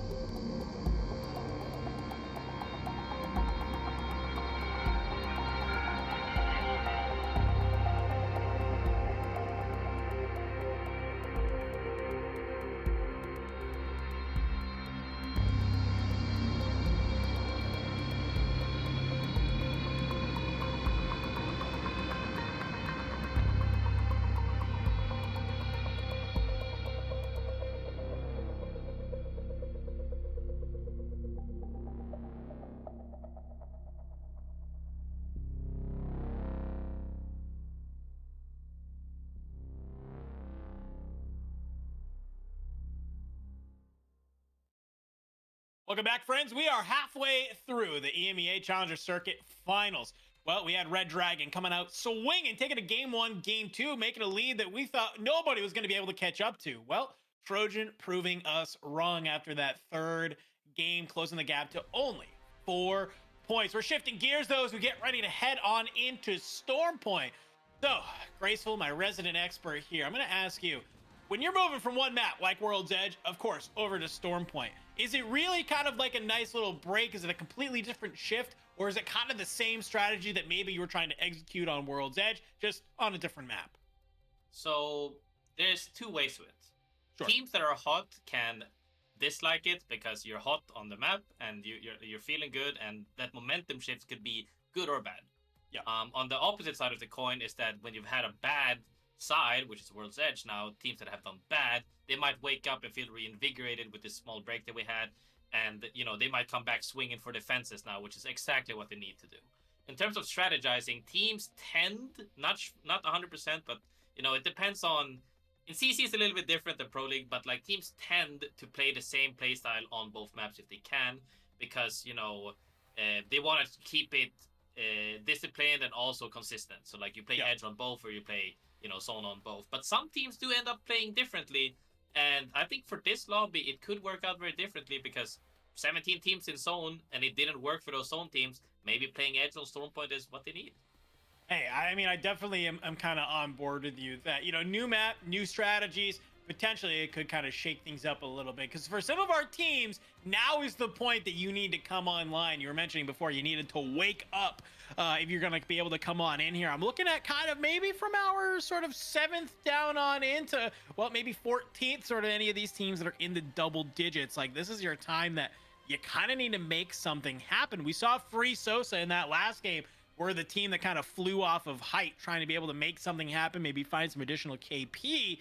So I like we're seeing some of the strategy that's on here, but we're 3 maps in, and well, you are looking at an absolute gap between you and some of the people up top. So hopefully Storm Point can be the map that you can make it happen. We saw it during the semifinals, how many teams were feeling good on World's Edge and maybe kind of dropped in Storm Point, or vice versa, right? We're feeling great on Storm Point, and then maybe kind of we're not feeling great on World's Edge. So I'm curious to see some of these teams and how they maybe kind of rectify that situation. Yeah, I also like to see the different team comps. We see Newcastle getting picked right now, a little bit more Valk as well. And as much as we're saying, on the teams that are in the single-digit points, we have to remember one of these teams, I believe Fluffy Kittens, is also playing as a duo due to, it could be due to whatever reasons, right? It could be computer issues, could be whatever reasons. And it's at that point, you're just hanging in there, and I think you guys are doing fine. Do your best. I would say play Valk, play Caustic Valk, so you have a controller and you have mobility. Try to get zone and pray that you don't get spotted by a Bloodhound and they ape you guys as a duo. For everybody else, for teams that have done well, stick to your discipline. You're disciplined, you can do your consistency, you can do your plans, you have plan A, B, C, everything planned out, go for it. Everybody else, throw a haymaker. Honestly, pick a new comp, try some new stuff. Like, you just gotta try something, because like as much as I would like to say that we practice everything in scrims, at some point the best practice we have is tournaments. That's why everybody's so frustrated with scrims because oh my god, in scrim there's only 10 teams circle one, oh there's only 15 teams circle two. In on LAN it's 20 teams, which yes I agree. But when you're on these tournaments, you have to make every single second worth it. And if you're not winning, at least you gotta get practice out. So for now, just throw some haymakers. Yeah, I mean, you are. It's a great point, right? If you are one of these teams that is maybe closer to the bottom of the leaderboard, and you know that you're not really kind of getting in the money for either, the spot or for these, challenger circuit points, then like, yeah, get a little weird, play around with some stuff. Maybe like we mentioned way earlier in the broadcast, like maybe you have been forcing yourself onto a legend that you're not super comfortable with. Figure out how maybe a legend you are comfortable with can kind of work, especially in some of these situations that are there. So haymakers potentially coming on through, maybe get a little aggressive, maybe take some earlier fights than you're used to. We'll have to go ahead, wait and see as we're on board with Atlas here on our first game of Storm Point. Yeah, Atlas dropping in the middle of the zone as well is really nice. Zone being, they're still in the first zone as you can see on their minimap, so they are really close to it, and I think they're looking really happy about that. I think Atlas in general has been trying to rotate on a mid speed, not really super fast, but kind of mid speed, and they're playing, the typical comp. And that comp, the reason why it's so strong outside of the typical Bloodhound Bang combo, which is, you smoke and your Hound ults, is that Caustic as well is you have double wall lag, because Caustic gets wall lag on his gas, and the Bloodhound also can see through with his scan. And now you also have the combination of them, right? And then you can have Bangalore with DT, and it just flows together so well, and it's so adaptable to both zone and both edge. And I think it fits them really well. But we'll have to see if they decide to play zone or if they stay on edge and try to hold teams out. Well, we did see in the kill feed, we called them out, Fluffy Kittens playing as a duo, and they are unfortunately the first team eliminated. Oh. NPC was able to find them. Looked like Flizone was going to be the one getting those early eliminations. So NPC with the early 2 KP. And, well, you took out the duo, so I guess you can find a little bit of solace in that if you want. Because we do see Enox coming on over here with OR9, fighting some of these spiders. Trying to be able to play some of these objectives that we have been talking about so much, and how, well, you get some great loot out of these, but also you're getting that progress towards your shield. Yeah, the spiders and prowlers on this map is actually so good, it's crazy. That, like, not only that, but the attachments. Like, when you do it, and you get those big mags, and you get all this, all the juicy stuff, never mind the points as well, it's such a huge upgrade. But, oh, look in here as well as Tryhard Thor gets caught off guard. Okay, DN getting some solid tags in from deep. They start to fly on up, and a little bit of a hesitancy. You saw them. They were trying to get aggro, but has now just backed up and maybe might play with the rest. Go ahead, gets the cleanup. Try hard, Thor. Like you said, didn't manage to stay alive. So they know that somebody else is, maybe another team is nearby. Maybe they can go ahead and bring them on down. Yeah, this is the scary part, is that, like, they rotated on top of the bridge, right? Yep. And I'm a big fan of having, like, optimal routings. And, like, when you can walk on top of the bridge and just risk dying versus literally walking the same way but just underneath and not dying that way, it's, you have to keep this in mind. In higher level lobbies, you're gonna get punished if you give them a finger or you give them an inch to take a mile, right? Yeah. And the biggest thing is that you have to optimize your routes. You can't be running, all up with your heads in the clouds and just get caught off guard like that, especially not right now when it counts.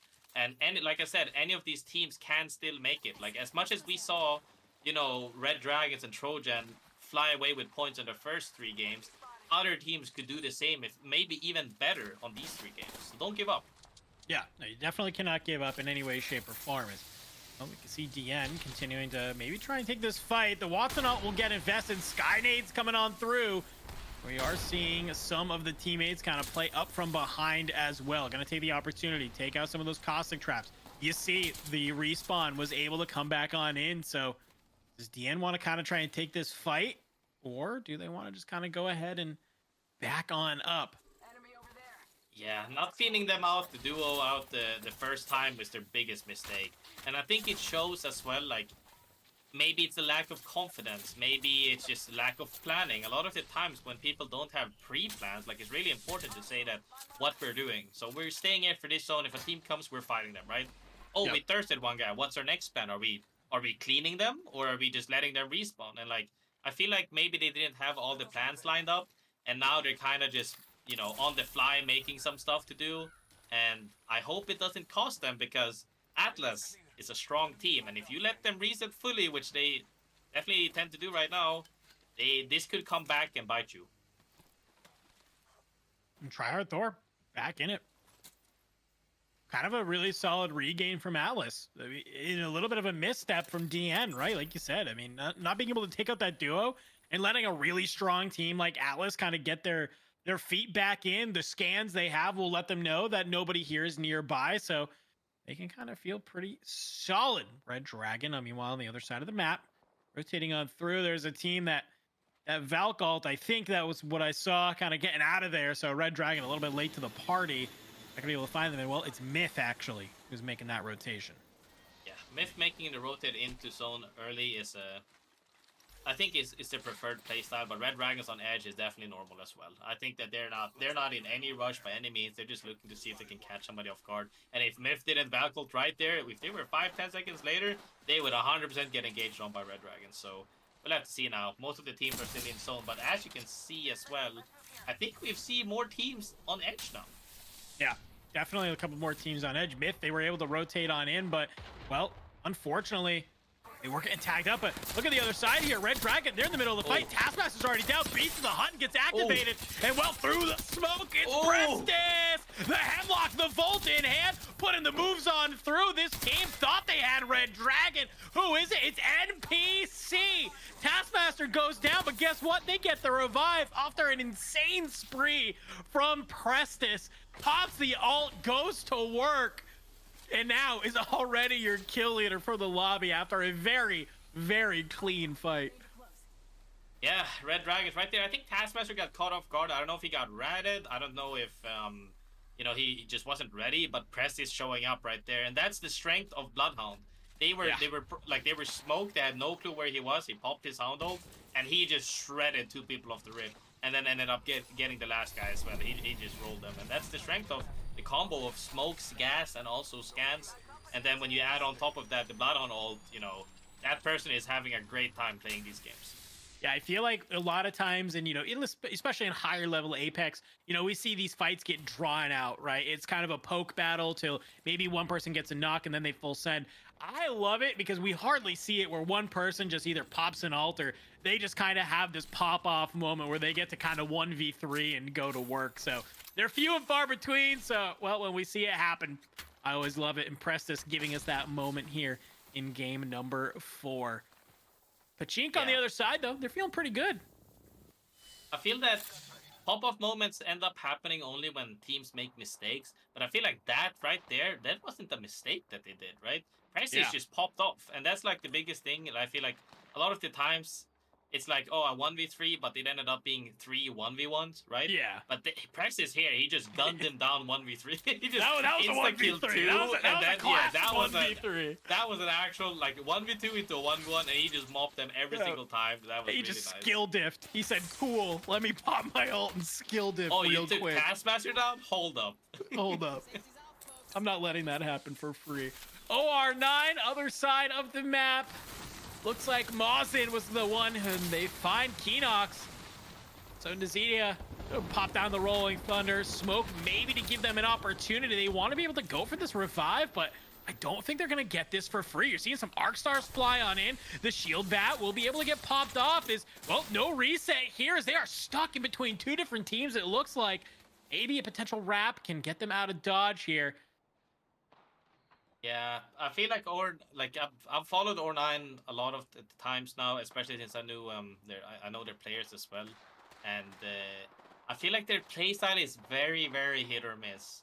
Like a lot of the times they tend to over rotate and try to overcompensate by macro, and they get caught on it a lot. Like right now, like you saw, he just got caught, and now they're down to a duo, and they're a duo with no places to they're not a duo on edge like Myth when they got to reset, right?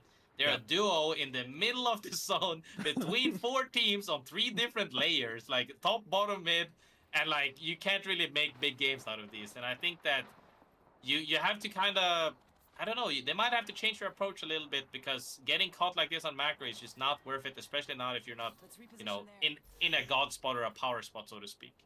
Yeah, I love the positioning from Atnum right now. Just look at this Ooh, up top. The shots are in. Gonna be able to find Kryzen.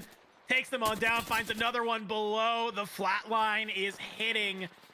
Potentially some more. As you can see, the other two teammates playing at a little bit of a different angle. To be able to get the damage on this player who did make it down below. Pachink, we were looking at them earlier. They were looking solid, but they do get taken out. So sitting up top here, Trojans feeling pretty solid right now as they have a good idea where these players are down below. Oh, Or9 was eliminated as well. It's really hard in these scenarios, because like I like to say this to a lot. Like I coach a lot of teams as well, and even pro players. And I feel like a lot of the times the decision making to decide when it's worth it and when it's not, the risk versus reward. If you are not fast, if you don't have prio, that means like if you're not the first 5 teams to a spot of 7 in the zone, it's not worth to go early, because when you're coming in late like this, you get caught. And like we've seen 2 teams right now, I think even 3. One team died in the kill feed, where like they're getting caught on macro and just dying for free. They didn't even get the chance to fight. They're just trying to run underneath them, and what happens? You see the guy up above you with a flatline, and you're just dead. And I feel like you can't take those types of risks too much. I would rather take the risk of a 50-50 fighting red dragons on edge than dying on macro, whether that be by balloon, whether that be by Valcolt like we see on the screen, or whether that be by a random sip. I don't like dying on macro. I would rather fight my way and then die fighting. Yeah, I feel like that's most people, right? You want to die, you know, trying to take an engagement, not just on a rotation here. As Red Dragon, well, we saw them earlier. We saw the 1v3 from Prestis. Yet again, the Beast of the Hunt comes out. The shots from deep are there with the Volt, trying to be able to make something happen. They were able to take down Melted Cheese. And that's Absolutely the 4th team dying on macro. Like I said, you gotta wake up, because you're getting, like, they're running in the open between 5-6 teams. It's so hard to stay alive here. And look at this now. Yeah, I mean, okay, yeah, we're trying to make some sort of rotation, and Red Dragon gonna make them pay for it. Takes on out. Other side, we can see this battle going on. Team, listen, strongest with the Mastiff. Get some good shots off as the Newcastle. Both teammates are down. Could jump to them for the res if they needed, but I think they might just be a little bit too outside his zone. We're seeing them start getting cleaned up. It's down to a 1v1. Elixir versus Strongest. I like to see this. How will the Newcastle play? He didn't full reset. Yeah. Well, yeah, no. You tried. I mean, he tried for sure. I think he should have finished his medkit, maybe popped his ult. You know, I don't know what happened. We didn't get to see the full fight. But seeing a Newcastle not have his ult down, or ult up rather, I would say, not being able to, like you said, drop and rest his teammates perhaps, it's a little bit sad. It's a little bit underwhelming, because that's almost what you're picking him for, right? Exactly, you're picking him for the reset potential, for the defensive capabilities. But if you don't get the chance to use it, is it really worth picking him, right? That's what we come to that's what we come out in question, is that if it's not consistent, and this is why I say a lot of the legends are viable, don't get me wrong, but if Newcastle is good in 5 out of 100 games, like, unless you can guarantee those souls for that 5 games that he's top of, like, is it really worth to pick that? Yeah. And I think you'd have to work around maybe either picking a comp that just suits better for Newcastle, you know, Newcastle Gibby or something. Yep. But I'm not a big fan of picking team comps that aren't just fully fleshed out to work around each other. That's why I love Bloodhound Bank. That combo is strong enough to 2v3 any team comp, right? Now you add Caustic and you add more synergy, and yeah, I like that. We need more synergy. We're even seeing that synergy come into play right now as well. Red Dragon, they were caught in a little bit of a weird scenario this fight. They're stuck between a couple different teams. We did see one player get taken out, but thankfully, the Bang Smoke will allow them to kind of get the revive off and the reset. So a huge moment from Red Dragon here as well. Now they're in the middle of the fight. Yet again, Taskmaster taken out. Prestis is going to be the one coming up over the top with the vault. Finds Adams. As now, they're able to grab the banner. They try and hit this hit to go back on up, but Prestis gets some tags on the exit. They have a Moby, and they managed to trade. I think that's a rat. Ooh, wait, And but oh, a new team showed up. Okay, yeah, this is good. Teams are like, this is what I like. Red Dragon might have, like, we might have been talking a lot about Red Dragons, but they're getting punished now. Other teams are, like I said, they're waking up. People are taking opportunities. Now you saw 3 teams die on top of each other because one team fought, another team punished, another team punished, and another Yeah. team punished. Nobody's letting them have this for free anymore. Red Dragon, this is not World's Edge. Right now, everybody's waking up. Stormpoint is the map for other teams to take, to showcase themselves, and I'm happy that we're here to see that. And I think that was Rolling Teams that they were kind of trying to fight on the zip. And while Rolling Teams was able to kind of cause some chaos to Red Dragons, it looked like a third party from Trojan to be able to come on in and clean up Rolling Teams off of that spot. So, it's kind of a one of those scenarios that we talk about where, yeah, sure, if you're Rolling Teams, you brought the fight to Red Dragons. Great. But was it worth it if you're just immediately getting third partied by a team like Trojans? So hopefully they can be able to kind of reset a little bit. You can see Mazen up here at the top, finds Waddell. Waddell trying to be able to get away, but somehow maneuvering. Mazen, though, is kind of staying up here because they are just holding height right now. Trojan playing really disciplined, which I like, and they know, like, they're so level-headed right now because they're like, hey guys, we're in second, we're in a great spot. Let's not just aim for kills right now. Let's see what the best what's the best way we can play this game right now. And they're taking their time, and I like that. Sometimes you need to slow down, plan ahead what to do, and then execute. It is good to fight, but it's not always good to fight, like you saw right there with Rolling Teams running into Dragons. Was that really worth it when they both could have coexisted? I don't know. But Trojan right now, not making any mistakes. But the real question is, will they be proactive enough to make the plays? Ooh, look at this. Waddell has the caustic smoke, drops it on top of, I believe that was Trojan, to hopefully buy them some space.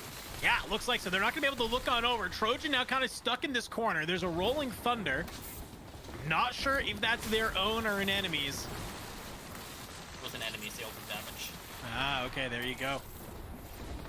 10 hostiles detected. That scan is huge. This is my only worry with Trojan, though. They had to kind of come down off height, but they're working together as a team. Beast of the Hunt activated by Mazen. Very low HP. Can they be able to slide on out? Will go down. Othaniv try to be able to maybe play from behind. Very low. Will get taken out as well. And just like that on the rotation, Trojan goes down. SPS goes down. So it looks like maybe Meow was in the right spot at the right time. Another Bloodhound pushing on up, though. Volt in hand. They're going to be able to start flying and frying here, trying to be able to use the crates to their advantage. Can they be able to survive? It doesn't look like it. Meow, they were trying to clean on up, but somebody else is now pushing on through. Information given to them. Thermite could be able to stop this push in hand as they go from the side. Trying to be able to hold on through, up over the top, trying to slide through, play through the knock, and they're able to do it. Backs against the wall. Meow in game number 1 of Stormpoint, able to make it happen. Seeing these other teams step up now is such a nice breath of fresh air, right? The zone pulled more towards the southern side of Barometer, which Meow was occupying the houses, and they managed to close out the game. They came in late, they killed Trojan that weren't in zone, that had to drop down on the other team. I think they grabbed like 6 kills right there, if not more at the end. So this is such a huge game for them because I think they were also not that big on points. Yeah. But seeing them wake up with that many kills and like closing out the game, which is really important, was so good. Yeah, I'm not entirely sure, what was kind of going on there, but Trojan, hey, they're able to still have a solid game and come out in second. But talk to me about this leaderboard. Yeah, seeing like Red Dragon and Trojan are at the top, don't get me wrong, but they didn't jump that much this game, right? Seeing other teams close up, I didn't see Meow before. I think they were on the bottom 10 in the beginning of this game, and now having that big game, they bumped them up. And like, we're not even talking about the 60 points, but we're talking about playing for top 5, and they just shot up straight to top 5 essentially. And like they're just within a few 5 points short of getting top 4 is incredible. Like from being on the bottom 10 side of the leaderboard at the first point, but now all of these teams it's so close, 29, 28, 27, 26. And seeing these teams fight for, like what we said before, the CC point, right? They're fighting for the PLQ qualifier. They're fighting to make it further on. Like, we're not talking about winning this whole thing. We're talking about making it as far as you can so you get that chance at Pro League in the end, which is the goal and dream of everyone. they are making a good statement right now from this game one fat dub. Yeah, huge game one here on Storm Point. We are through 4 games, folks. We only have 2 games remaining. So we are going to go to a quick break. When we come back, it's going to be game number 5, of course, of the Challengers Circuit Finals. We'll be right back in a little bit.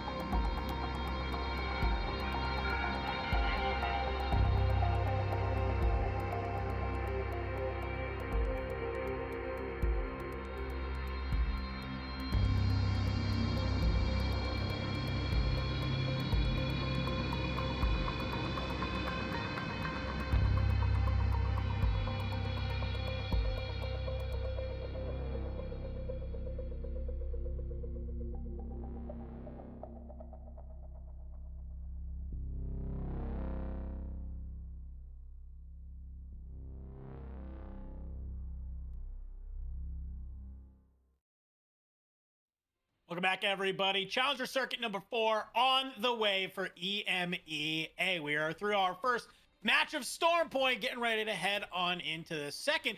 We had a newcomer take, of course, game number 4. That was Meow, who with some great positioning were able to secure some great KP and, well, of course, those 12 placement points. So let's take a look at that standings as we get ready to head into game number 5 yet again, because a lot to talk about here. We talked about it before, how, well, Red Dragon and Trojan not really gaining a great number of points, obviously, in this game. We had some other movers and shakers kind of coming on through, where it's just kind of a fight for 4th that's really going on right now through some of these teams. Now, if you are looking at this, Graceful, I mean, we have a couple of teams, as I'm looking at the right side of the map here, that maybe this is their opportunity. You only have 2 remaining moments to have your moment to shine. Who on the right side are you hoping that maybe can find some success on these last 2 maps? I think Forbidden for me, and also Myths after seeing the Loba save that game, try to save that game, are 2 teams that I'm looking forward to, hoping that they make a splash on the last few games here. And seeing that, you know, the last game we didn't have as many teams on in zone in the beginning as we saw. However, we saw the worst of the thing. So this is a habit thingy, where if you're comfortable playing zone and you're not comfortable playing edge, and I've been through this, where you're like, okay, we're going to play edge, and then in the end you're still ballooning and dying on macro.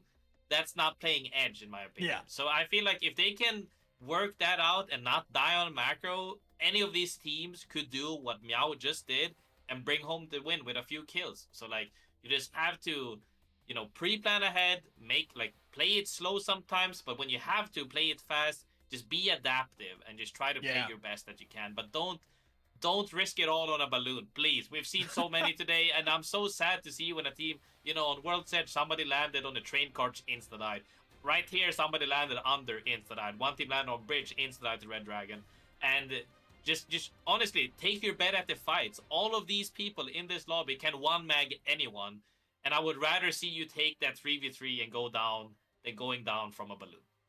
Yeah, dying on macro is just never going to be a fun time, and especially in these lobbies, you cannot be letting that happen. More importantly, you cannot just be, letting people take this KP for free. I think that's like the biggest thing that we're kind of seeing, right? Is that at least, make it a little bit difficult for them, extend the fight if possible, if you can. So I'll be curious to see as we get ready to head into game number 5, how some of these teams are going to go ahead and maybe adjust their ideas. Well, Atlas was actually, when I was looking at the scoreboard, Atlas was one of those teams that I was kind of surprised to see over there, right? They came in second in the last challenger circuit that was there, and they were managed to take the top seed in their lobby with 2 very subpar games. So they were able to kind of come out swinging, come out on top from their semifinals. They're looking good. They were able to very consistently get KP on every single game, and yet here in this finals lobby just does not look like things are going their way.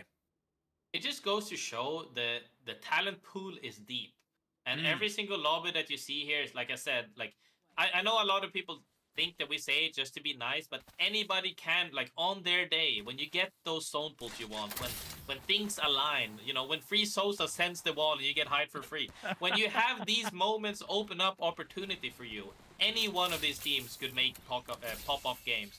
And and I like, I just like to see a lot of teams, a lot of diversity, a lot of teams have their chance at the spotlight. And I hope now that after seeing Meow win the last game, maybe we see somebody new win this game. Would be a lot of fun.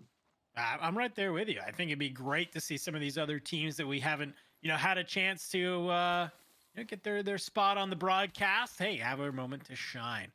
Well, Gunslingers, we've seen them do a couple little great things throughout the day. Kind of waiting for them though to start heating up a little bit. Curry was doing some great stuff in their semifinals run. Looking to maybe do something now here as well as Evo Harvesters come online, as they're feeling pretty solid right now. They do have that Evo cash nearby, so early blue for this squad and some early legend upgrades. Are they contested? Because he is charging up his Sentinel. Hey, I was curious about that too. I was like, I feel like we're a little early on the Sentinel charge here, but maybe they're just kind of preemptively doing it, have a lot of cells on hand just in case. Oh, but... they are. Yeah, they are. But it's my fluffy kittens. That's the duo. Okay, well, maybe they don't know it's a duo, and that's respect. why they're so like. Oh, let's see. They're trying to rat on one. All right, we'll see. All right, Oh. walking hand. Wait, fluffy kid. Are they doing it? They are the duo. Oh. One of them taken on down, but well, Aidsy is able to find one, but unfortunately, it's not going to be enough as well. They go through it. Well, maybe the other way. Hold on, the revive is coming through on the other side. All right. Well, hey, you mentioned it earlier, Graceful. If you're going to go out, at least go out swinging. Fluffy Kittens as a duo. That's exactly what they're doing. That could have happened. Fluffy Kittens put up a good fight. They got the early down. If they were just a little bit closer to each other, I'm pretty sure, I'm confident they could have closed out that 2v3. You know what? Good effort. It is what it is. Hopefully for the next tournament, they're now to do it more, and they can showcase a little bit better than today, having to play as a duo. Yeah, I mean, I feel like that maybe they're kind of thinking, hey, how do we get better at just practicing some contests? Because they were our first team that was out in the last game. They're your first team out here. MPC taking them out, of course, in that previous match. And now, of course, obviously, Gunslingers getting this in the second one. So maybe just practice some contests off drop. We'll have to wait and see. Shtamani already in an early engagement, it looks like, at range. No commits yet, though. This is one of the best things that I like about the changes, is that these objectives are actually, what should I say, provoking fights, because people are fighting for objectives, and I like that, because back in the day, you didn't fight for it. You just rotated early without the objectives, and now everybody's fighting for objectives. It makes me happy. More action. More action is. Well, I think action is exactly what we're getting. Is Trojan looks like they're kind of one of the teams that's in this engagement right now. Convergent. Waddell's the only one left alive.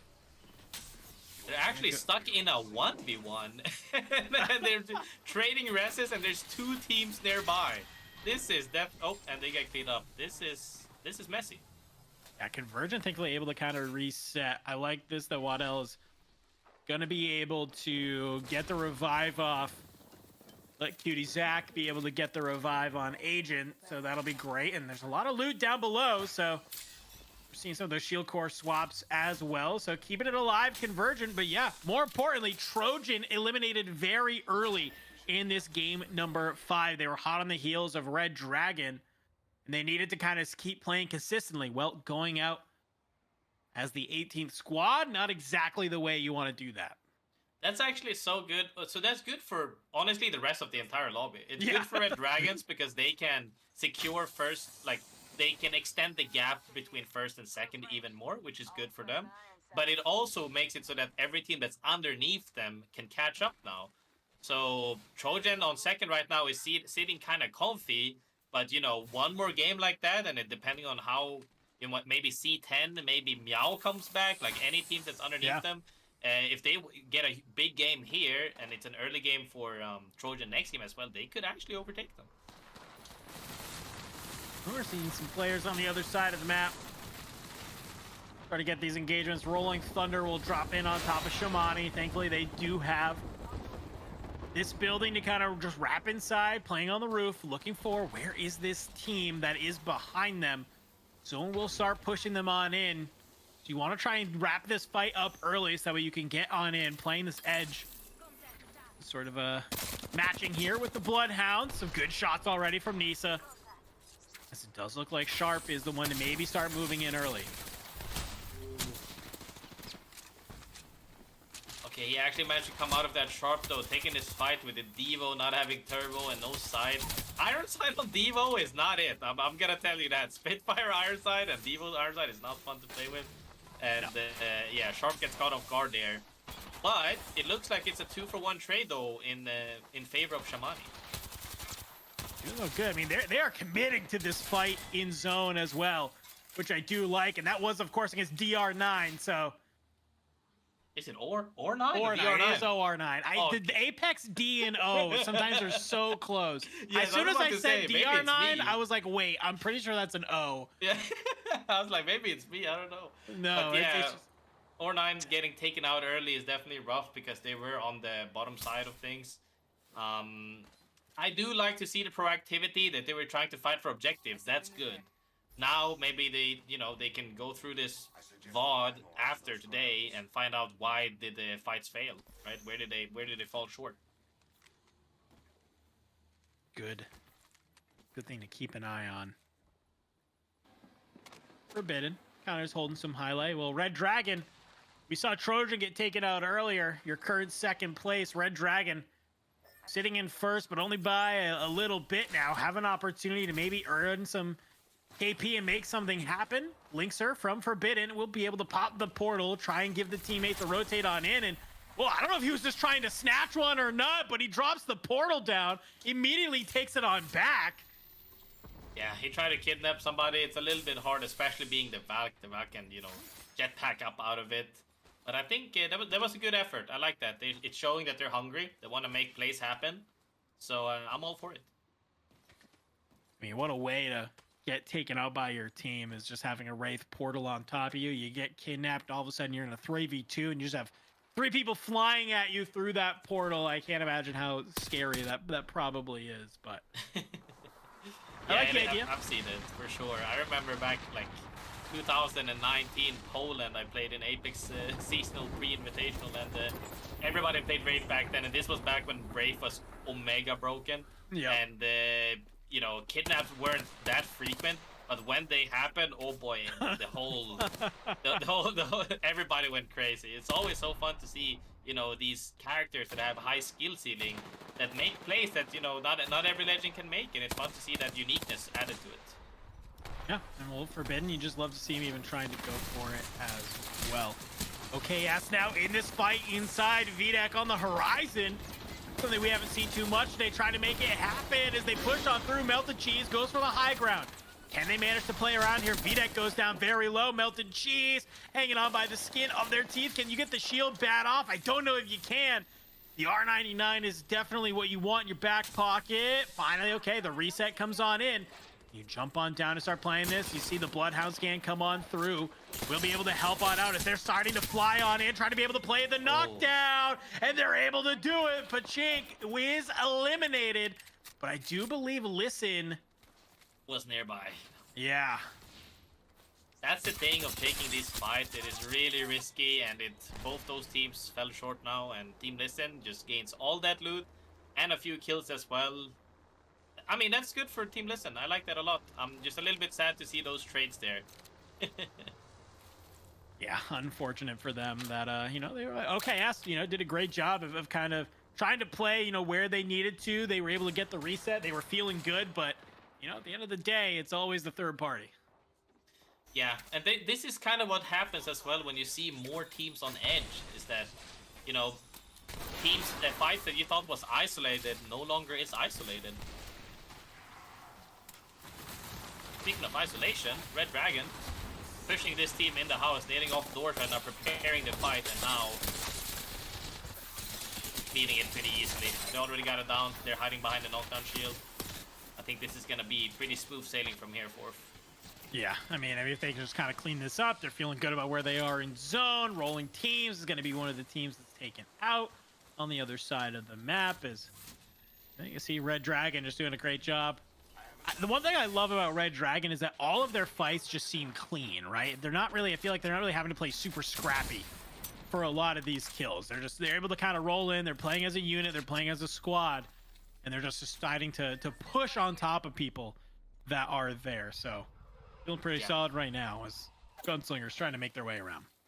I like seeing Red Dragons a lot because they, like you said, as a squad, as a team, they like to, you know, take aggro off each other. You know, Taxmaster goes in first, does a lot, he goes out. Next one comes in, does a lot, goes out. Osus comes in, next thing, like, you know, they keep trading each other, and it always feels like you have somebody, you know, holding your back when they play together. And that's honestly the most important feeling, because that provides more confidence, more morale, you know, and when you have all of this and they just play even better, fights become clean. Like you said, it doesn't look scrappy. They wipe really fast. Most of their fights probably end under 15 seconds, right? That's where the rest of the lobby might still be poking. Red Dragon is already in their armor swapping at that point, and you know, that gives them that proactiveness is what gives them an edge in these lobbies. Yeah, and we even kind of were talking about it earlier too, about like how just quick they are when they take that fight to reset, pop the scan to get the information that they need to know exactly where to look for their next fight, or just even to make sure nobody is pushing up on them for the third party. So I'll have to wait and see. Listen, they've been able to rotate on through. C10, not too far away either. Are they going to go ahead and see each other? I don't think they saw each other. Wow, that is some insane timing. Okay, well, we said that. Well, that's until Lippin turns their face with the wingman, gets in some great shots ahead. Some damage on back, but I don't know if it's enough. Somebody's pushed up here, though. Just gonna have to disengage, meet back up with the teammates. I think they're feeling confident with the wingman in hand, but they have to keep in mind that there's two more teams nearby as well. That, you know, towards the zone, and I'd be very, I'm seeing them rotate out, and that makes a lot of sense, because I'd be very shocked if they decided to keep fighting that when it's just not worth to get into that pinch. And we actually even just saw it actually looked like Team Listening got eliminated. So I think that they were on that rotation, just unfortunately not going to be able to be here. And yeah, look, it's just Shamani nearby as well. Gonna run straight into C10. The wingman is hidden from Lippin.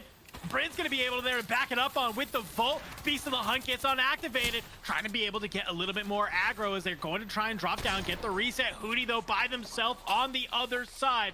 Getting isolated out as well. Look, here's the third party, but playing in from zone is Bryn as he's letting the Volt and Flatline go on through. Shamani eliminated. As you can see, this other team has decided to come on in. And, well, who is it? It's Free Sosa, who's trying to be able to play this edge of zone, coming out, and that is C10 getting eliminated.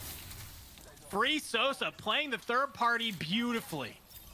Yeah, they actually, not only for like, people might say the third party was free, but but they took out the team before that. They had a 3v3 before that, and that opened up for this 3v. And now they might get. Oh, they're not even get because they're all 3 up. Convergent decides not to take this fight on them, and that's what I'm saying. They took the risk of taking that 3v3. They won it.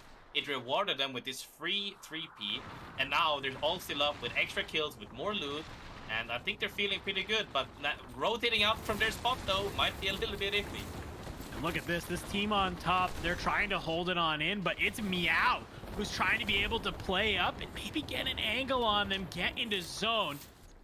Forbidden actually gets taken out on the other side as well. This is kind of becoming a battle of Red Dragon and Meow. It feels like Meow trying to make their way through one side, Red Dragon through the other. Can they clear out their squads on the way? Because reminder, folks, we still have 9 squads remaining in this lobby. Smoke will come out, deny that line of sight, give them the opportunity to move on up.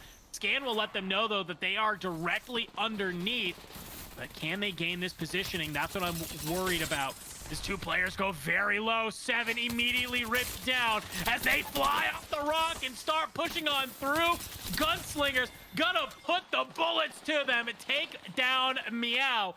Gunslingers now trying to go on through other side of the map. Convergent, though, finally taking this fight against Free Sosa as they're going on through. The reload comes on in. Free Sosa did a great job of getting that third party, but unfortunately, a little bit of patience from Convergent will stop them in their tracks. Yeah, taking this fight was really good. It was just on the verge of being too late because the zone is moving in, but I think they get this reset for free. Gunslingers closing out the 3v3 as well, but as you see on the opposite end of things, Red Dragon in the middle of the zone essentially, taking that 3v3, going down early. We'll have to see how they can get out of this spot though. They're getting pinched between several teams. Trying to play the knockdown. Can they do it? 2 of them taken on in. Reaper on the other side of the map with the Sentinel, trying to be able to get in. Maybe a knock from range. Here comes the missiles.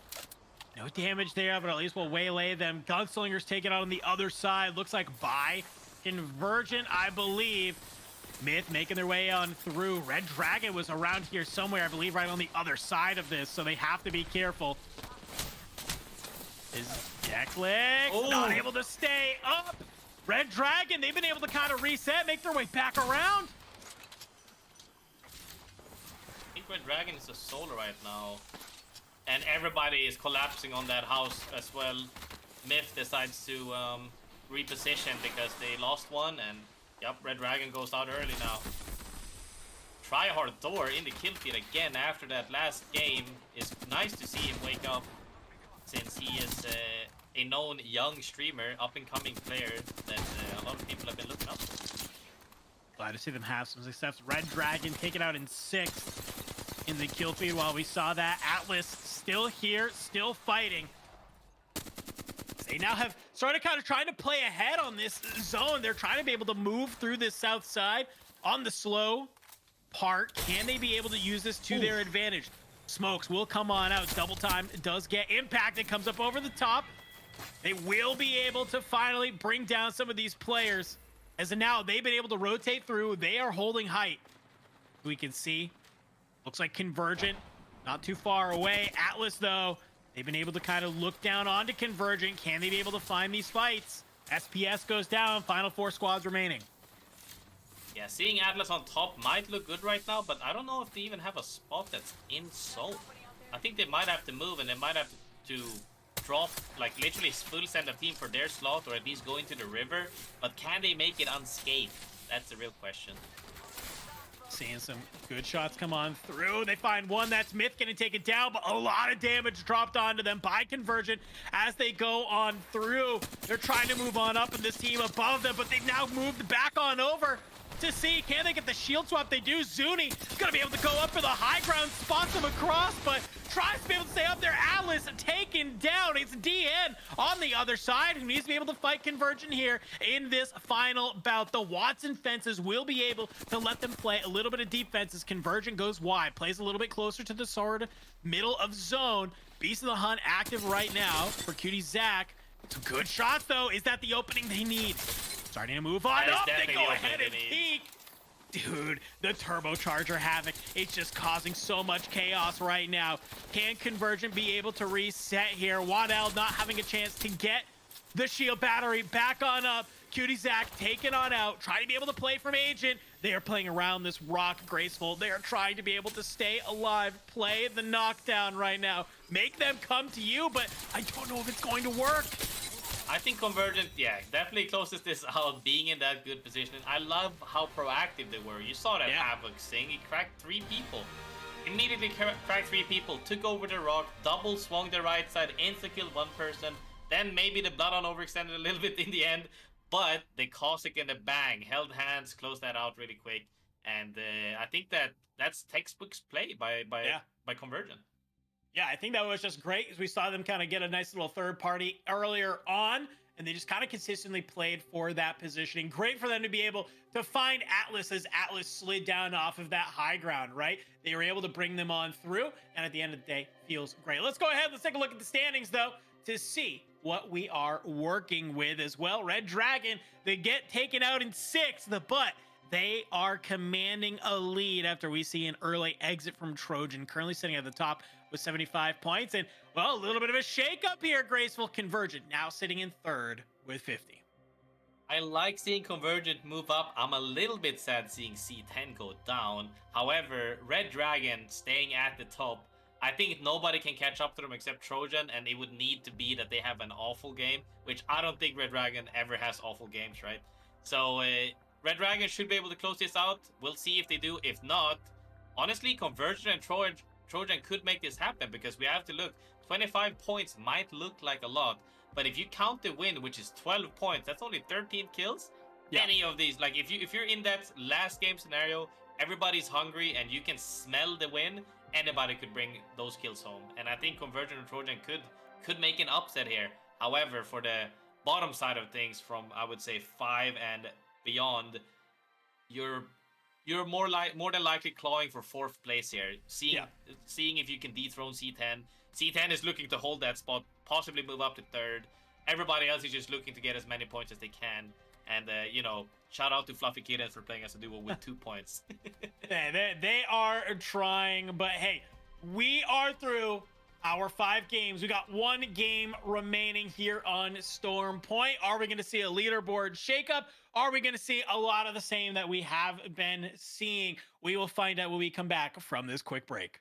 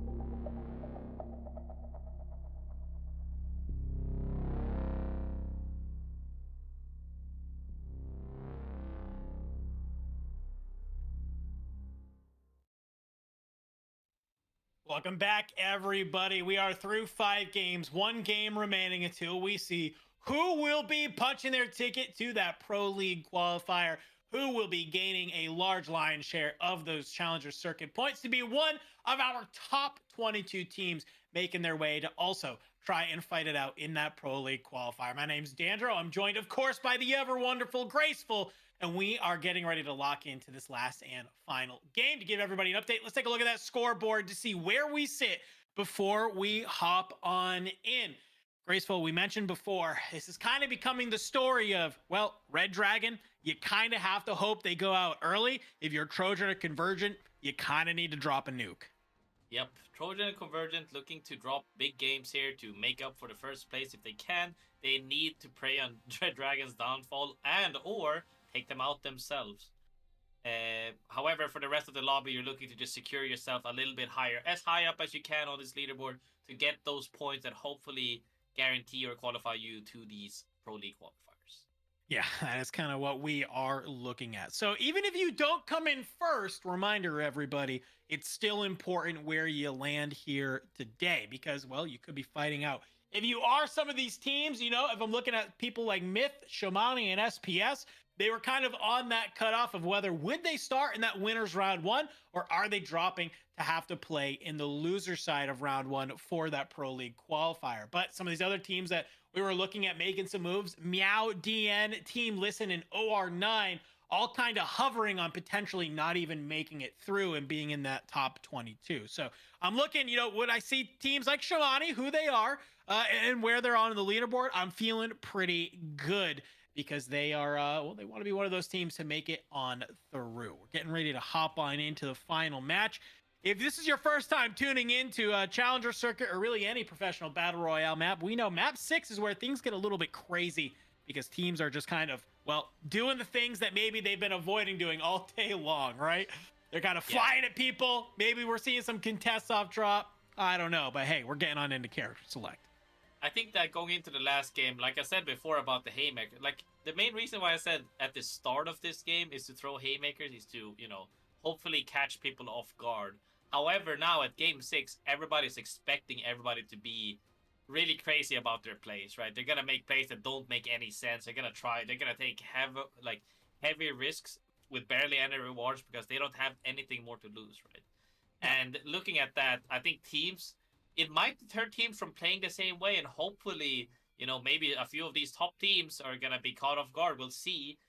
If that could shake up the leaderboard, would be fun. But I think the most important part is that a lot of the teams right now sitting in this ship or talking to each other are saying, "Hey guys, let's go out with a bang at least. If we have had a bad day, that it is what it is. We'll learn from it in the VOD review later. But for now, let's play one good game of Apex." And I hope that everybody, you know, gets to do that so that they can come off this day, hard tournament. They fought their way all the way to this end, and that they can, you know, take the rest of the day off with their head held high. Yeah, I mean, that's kind of what you all need to do. And if you are some of these teams, guess what? This isn't your only opportunity this year to make this happen, right? We have a whole other round of Challenger Circuit waiting to happen in a little bit later here. So don't worry, you know, this is kind of practice. You know, this isn't your last opportunity that you need. So game number 6, though, underway. Let's see who will be coming out on top. I'm going to be kind of mainly trying to focus on, of course, Red Dragon, Convergent, Trojan, C10, these kind of top teams, because, well, if one of them does go out early, that is a opportunity for some of the others to kind of come online and maybe make something happen here. But Red Dragon, you said it before the break, I don't know really if they've been having bad games today. Yeah, I think that regardless of if they died, you know, 6th or if they died early, I think they almost always have KP. And speaking of KP, we're looking at the last contest once again happening here, and we'll see how it turns out this time, because last time it was kind of close. Can Fluffy Kittens make it happen in this game? Well, I do believe I also saw Aidsy move on over to the Revenant as well. You're seeing the shields get broken there. Hyper, okay, goes up over the top. Does get some damage good into them, but you can kind of see they're all playing around together, maybe just trying to make something happen. And I don't know, maybe Fluffy Kittens decided to rotate on out. Maybe they said, you know, we don't feel like we need to take a contest off Rip. Yeah, I don't know. We'll definitely have to see. Oh. Would be interesting nonetheless to see this because it's a hard fight to take regardless. They're on the roof right now. They'd have to synergize of climbs or something. Because once you have that roof and you're just looking down the same way Kitten is doing right now, it's such a hard push for gunslingers here. Yeah, you can see they are up on top, and the one thing is that if you are gunslingers, like this is kind of burning a lot of your time, right? Like, you know, if this was at least like a full trio, you're gonna be like, all right, cool, whatever, we feel good. But you're like, man, this is a duo. They're just conning us every single map. Like, wow, you know, what do we do here? Like, you're spending so much time fighting this duo rather than playing the game how you want. It's got to be a little frustrating. Yeah, I'm unsure if Gunslingers is. I think that they're mainly, since they're dropping here, this is one of the most used POIs to play Edge. I believe they are playing Edge, so this shouldn't affect their macro too much, but they have to close out the fight for sure before you can decide if it's worth it or not. All right, well, gut. We'll get found out. The Rev flying over in the sky. Fluffy Kittens, you tried, but at the end of the day, Gunslinger is going to get some of that early stuff. On the other side, we have Atlas looking like kind of trying to square up early with Trojan here. Yeah, I like this. Teams are looking to get proactive, and they probably, like, most of these teams also know each other's macros because, you know, oh, when we rotate here, we always meet, you know, Trojan at this location and whatnot. So they might try to take an early fight that normally they wouldn't because, like you said, we're trying to take down the top teams right now so that other teams can open up an opportunity to perhaps take their own spot. Trojan, though, looks like they've been, thinks they have this team against the Rock. I've seen some Arc Stars going out, maybe just a little bit deep, but still, knowing that they're there is huge. And Forbidden looks to be like maybe one of these teams looking to get active on this side. There's like 5 squads just in this area right now, so you have to be careful. We talked about how important it was you don't die on macro, and this is one of those moments. Yeah, definitely. Like, you might want to take this fight, and even they're like, hey guys, they're pushing us, don't let them run away. At some point, you have to let them run away because if you chase too far, you could get caught off guard. Like this team right here just walked up behind them, and if they were just a little bit further on, they could have got caught in the open, you know? But Trojan, as disciplined as they are, realizes that I'm pretty sure they always kept one at the house as well. Says, hey guys, somebody's here, come back. They rotate back, and now they're indeed chilling here. It's kind of hanging out.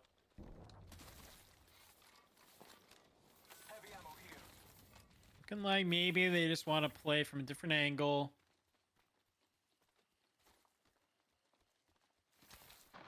I think that most of the teams here end up like, there's so many, how should I say, they like all the teams collapse on the same areas because they're going for the same objectives, I believe. Yeah. Like, it's crazy. And now seeing them, what I hate the most, random evac towers coming in hot as well. I believe they might have knowledge that we don't have because I haven't seen where the zone really pulls yet. But yeah, getting collapsed on immediately, and they must have done some damage on them as they fell off. Immediately wiped. Yeah, immediately wiped, taken out. I mean, you saw they flew in on top of a team, and then there's even a team still on height that's even being able to kind of get some of those shots in. Yeah, rolling teams. Seems to be the squad that was able to fly on in on top of DN and takes them out, which is great. But now they're kind of stuck down here. You know that team is up top, so you either have to figure out a way you want to rotate out of here, or take the fight to them. We got rolling teams who's, well, they've been able to kind of fly back on inside. Yeah, rolling teams have done well so far. I think they've had a subpar day for what they might normally have, but waking up a little bit. Maybe they can, you know, catch up a few placement points on the leaderboard at the end of the day. But I think Zone was ending more towards the southeast side, rather, around where they were all landing from the evac. But all the other teams right now, I'm guessing they're playing beaconless because I think there's about 7, 8, 9, 10 teams in the wrong area. So either they're all edge teams or people are misreading zone. And this happens very normally, by the way. So sometimes you don't get the beacon, right, on your POI. You're like, oh, we don't have the information. Let's see what the teams around us does. That's a good way to read zones a lot of the times. Sometimes the team that you're reading doesn't have the knowledge either. And now you two just baited each other into thinking, oh, well, since they're here, the zone must be around us. And now you have 10 teams playing literally on the complete opposite side of the zone. Yeah, I mean, look, you got C10 kind of taking a fight against Myth here on the other side. Some good shots coming out from Bryn. You saw one of them was very low.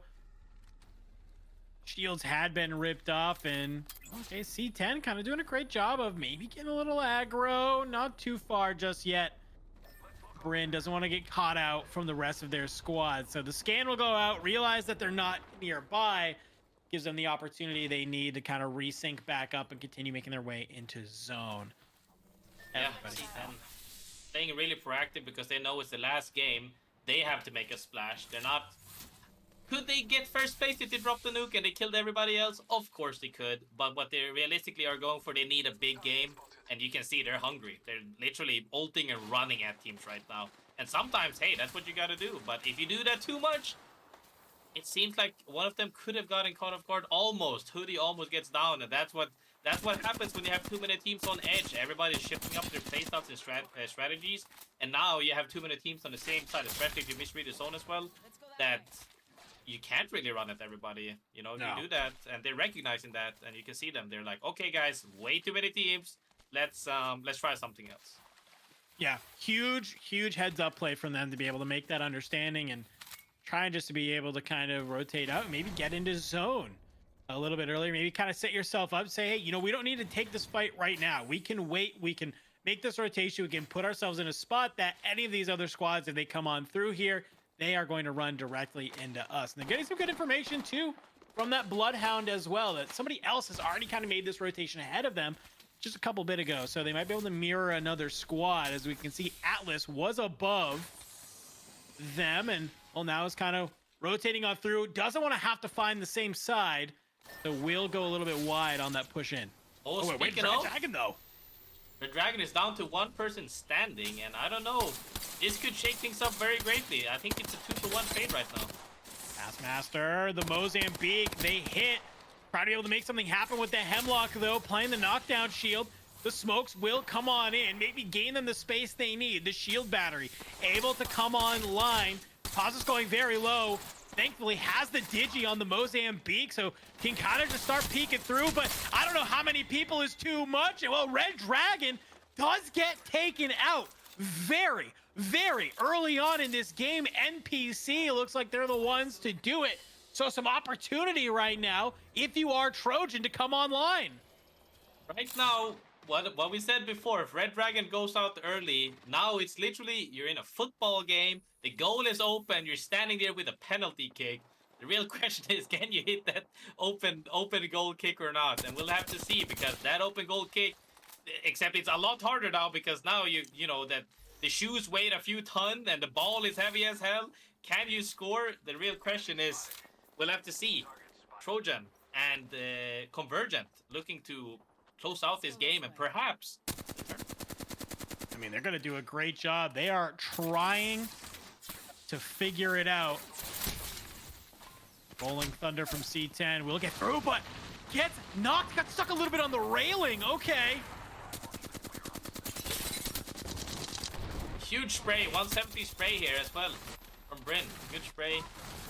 Gets caught, but they put out a good amount of damage, but is it enough to deter the team from aping them? It seems not to be the case. Bryn trying to make it out alive, and it comes down to a duel. Okay. Can't close out the knock, but it happens. C10, wait, which teams are out? C10, Red Dragons, so many teams at top. Converted is still alive and kicking. And they're looking to, and they're on red, double, purple. I think that Converted right now is feeling really confident seeing these teams go out. And they're feeling good about themselves, as stacked as they are as well. They're looking to close out this game, and we'll see if they can shake things up enough to dethrone one of the top teams above them. Yeah, I mean, you gotta imagine, if you are Convergent, you know you have to play super well. You're looking at the kill feed, you see Red Dragon get taken out, and you're like, wait, okay, this is potentially our opportunity to maybe kind of come online and don't do something here. So I'm not surprised to see them. They were trying to take this fight. They're getting a little aggro, but this team has pushed them on back. There was an enemy rolling thunder that kind of caused some damage, but we're down to 13 squads here at the end of round number 3. So your kind of space and your opportunity is dwindling. Yeah, I think we can see it in the amount of teams left as well. It's 13 teams this early on, and people are just being proactive, and I like that. And you see the teams that aren't proactive, they're getting punished for it. However, I believe there's also 3 rats alive. Trying to just stay alive.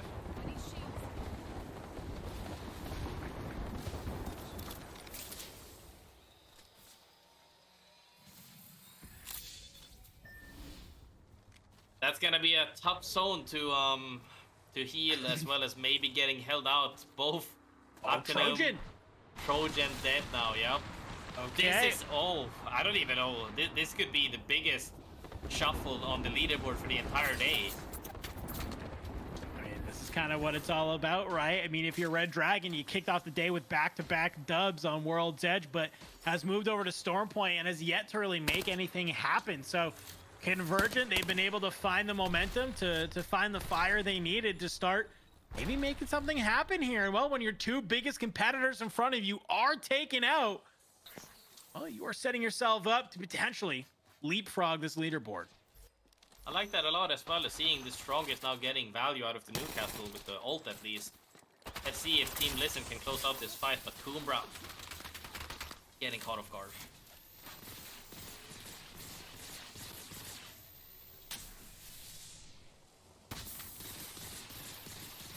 Like seeing the usage here of Newcastle, but will they have enough time to clean this fight? They got 50 seconds, right? They gotta clean out this fight, loot, reset, and then make their way up the hill, praying that nobody is holding them down.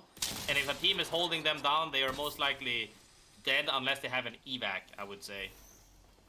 Or maybe they could pray with a bangles, but the entire mountain is so big, and they're wasting a lot more time now. It's so big, and it's even if you bangled off a side, I believe majority of the mountain could still look down and shoot at you. So it's going to be a really hard. Honestly, they need to close this out right now, and then they gotta pray. And you can see they are just taking a while to make this happen. I mean, you saw Kumbra did a great job trying to maybe gain some, additional vertical positioning. You are seeing the Newcastle, I guess, wall kind of come in clutch. Will block a line of sight there. So we're curious about that. Meanwhile, other side, we got Convergent. Looking like a little bit of a standoff. Oh. Is that 4 teams? 1, 2, 3. I think it's 5 teams on this side of the map. And they're all gotta, and it's barely enough. This is gonna be a big fight right here. Team on the mountain, however, is gonna hold everybody out. And Team Listen dead. I'm guessing they died on the team on the mountain. Listen dead, Gunslinger's dead, Free Sosa with the Kraber inside, trying to be able just to thread the needle, find them where they can. You're seeing the pings come on out, Sat trying to do their best to maybe find just somebody. If they're able to snag it, they're gonna be great. 210 on the Bangalore across. That is a huge heat check if you are that team inside as they start to kind of look left and right. You're seeing the smokes come on out. The zone is pushing on in. They know that somebody's got to kind of hang on over here. But as they go on through, somebody's across. Sat hits the second one. He's going to be able to finally get his kill on to Keenox as players are just going down left and right. We are down to the final 5 remaining squads. Scan. Seeing these Kraber shots actually enable that fight. He's on one in the pyramid. Convergent decided to push that duo, cleans up the duo, but one of them gets taken out as well at the cost of the duo kills. Now they're all stuck on the same side of the hill that they all have to traverse upwards from the hill, and I believe there's 2 teams above there. Yeah, Meow and NPC is now holding out the hill as well. It's gonna come down to NPC being able to close this game out, or maybe Meow catching NPC off guard. It depends on how well they are holding this out. Yeah, I think that NPC is in a strong position here. But look at this, Free Sosa. They've tried to go wide. They're going to take this engagement onto Meow. You saw Shamani was on the other side trying to move. Conversion, if they play this correctly, could be coming in from behind. Sat trying to be able to maybe hit a Kraber shot, open this one on up, give them the space they need.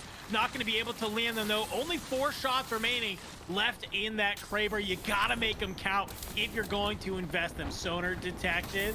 The Rolling Thunder does come on out just to cause a little bit of chaos, as here they are trying to just reset, hang out in the caustic gas a little bit. Mios tries to jump on up. The Arc Stars are coming on in. They know that they're here, but they do get the reset. And here we see Beast of the Hunt gets activated. The scan gonna roll on out, hopefully give them the information they need as they go to the north side.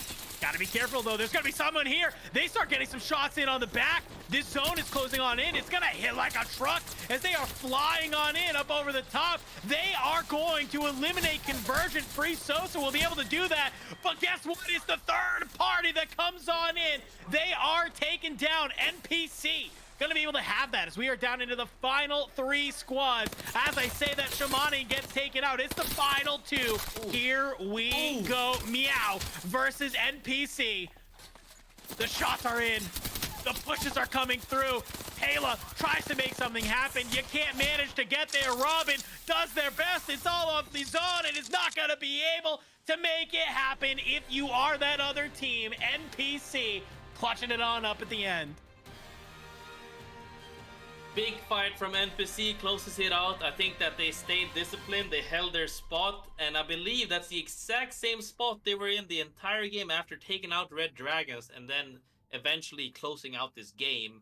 I would like to see how many points they got this game. However, I think regardless, huge game for NPC. Huge game for NPC. Of course, your Challenger Circuit week number 1 winners now finally finding some signs of life here at the end. But wow, what a day that we just had being able to watch some fantastic Apex here as part of the EMEA Challenger Circuit. I mean, Graceful, before we kind of talk about our winners, man, talk to me about just the day overall, because that was great. I think that we've, today has been a lot about Red Dragons because they've had back-to-back wins, but we've also seen other teams step up as well, Yep. Both Trojan stepped up, C10 had a few pop-off games as well, and we saw Meow take home a win on Stormpoint, NPC at the end taking home a win. A lot of teams are showing up, and I think that, if they can just make these scenarios happen a lot more often, not saying that the wins, but at least being in endgame and not dying on macro, any of these teams all of these teams deserve spotlight, and the few we've seen today deserve it the most, and that's why they've showed up. There's definitely a couple of these teams who showed out all day long, who did a fantastic job fighting through not only just our lobbies today, but also all weekend long. Reminder, everybody, we started this weekend with over 250 teams trying to sign up to be able to get here to be one of these 20 teams battling it out in our finals. But without further ado, they battled through 6 games. They were able to just absolutely put the pedal to the floor. They were the best all day long. Let's take a look at our winners of the EMEA Challengers Circuit number 4. To nobody's surprise, it is Red Dragon. Kickstarted the day, back-to-back wins. They kind of faltered a little bit on the Storm Point, but it doesn't matter. It's the ice in the veins. It was the consistency all day long that drop us here, where they are the winners. But let's see where they showed up on the leaderboard compared to the rest of the lobby, because, well, while it was a fantastic lead to kick it off, it definitely wasn't easy here at the end. I think big congratulations to Red Dragon here for closing out the entire tournament, and they've had 2 pop-off games. And like you said, the consistency has been phenomenal from them. And I think it really shows in their team play and in coordination, and every fight closes out so fast. They have an objective and they succeed with the objective. They execute and they pre-plan, and everything is just perfect, right? They did fall short a few games, but it wasn't enough for the team to catch up. However, Trojan, and I think the biggest one for me today would be Convergent. I think Yep. they had a slow start, and then they popped off back to back to back last 3 games, and they almost caught up to second spot, which is crazy. Second place right there. Trojan, however, well deserved after having a good start on World's Edge and slowing down a little bit on Stormpoint. Shamani ended up taking 4th place, and as you can see, the leaderboard. Wow. It actually shuffled so much. Shamani 4th, Sosa 5th from being bottom 10 at the start of the day. Meow, after that win, it started their momentum. It came up to 6th spot, and C10. One of the teams I had high hopes for fell a little bit short today after a good start, and then, fell short definitely on Stormpoint for sure. Yeah, I mean, hey, it was a kind of a great day of storylines. A lot of these teams starting off slow, coming online in Stormpoint. Some of them were doing great in World's Edge, but the second we came across, just kind of tapered off a little bit. So a little bit of a shakeup here. Fantastic. Congratulations to Red Dragon, of course, yet again, being that top team. As a reminder, folks, that even if you weren't at the top, you did still gain Challenger Circuit points for your placement here today. So go ahead, do ! leaderboard into the chat if you'd like a link over to the Battlefy to see where your favorite team landed on that Challenger Circuit leaderboard and who will be moving on to play in those Pro League qualifiers. But wow, what a day. Congratulations to all the teams who, obviously played super well today, who were able to gain those Challenger Circuit points, because it definitely was well deserved. No easy games here for any of these teams. It was fantastic. Apex all the way through. But those are our 6 games. We've claimed our winner. That is our event for the today. So, Graceful, give me some little bit of a parting words. Where can people find you on the internet, and where can they keep up to date with you? Oh, well, you can find me on my stream whenever I end up streaming, but you'll see me definitely more since, I played Pro League and I'm still in Pro League. We'll have to see where I end up going for my professional career since I still play this game competitively. But that would have to be after LAN. However, for today's words of encouragement, I would say all the teams that made it through, congratulations. It's not over yet. You guys are still in PLQ. And when you guys manage to make it through PLQ, you'll fight me in Pro League as well. But for the teams that fell a little bit short, you guys made it to finals repeatedly, over and over again. You've shown that you have the potential to make it through. You just got to fix up a little bit of the small stuff that I can see here and there on each team. Is, could be the macro, could be the routing, could be team fighting cohesion. It could be synergy, maybe in communications that we don't really see or hear. But I think that if you guys work hard, you vote review, you come back stronger next time, this leaderboard could be completely upside down, and I'm all for it because I like seeing everybody have their time in the spotlight. I couldn't agree more. It's been awesome to be here on the broadcast with you all day long, getting to learn from you. Getting your analysis has been fantastic. If you guys like to keep up to date with me, you can find me everywhere at DandroCast, Twitch, Twitter, wherever you'd like to come find me. I'm there at that name. But I want to give a huge shout out yet again, similarly to all the competitors for coming in here today, for competing their hearts out and being able to play across those 6 games. Huge shout out to Versus in the back for our production and admin side, making this thing run nice and buttery smooth. And also, yet again, shout out to EA for, of course, running the Challenger Circuit, but also coming in, giving us that 30,000 Apex coin giveaway. Really, really appreciate that. But from Graceful and myself, Dandro, that has been the EMEA Challenger Circuit Finals. We had a blast here today, and well, we'll see you in the next one.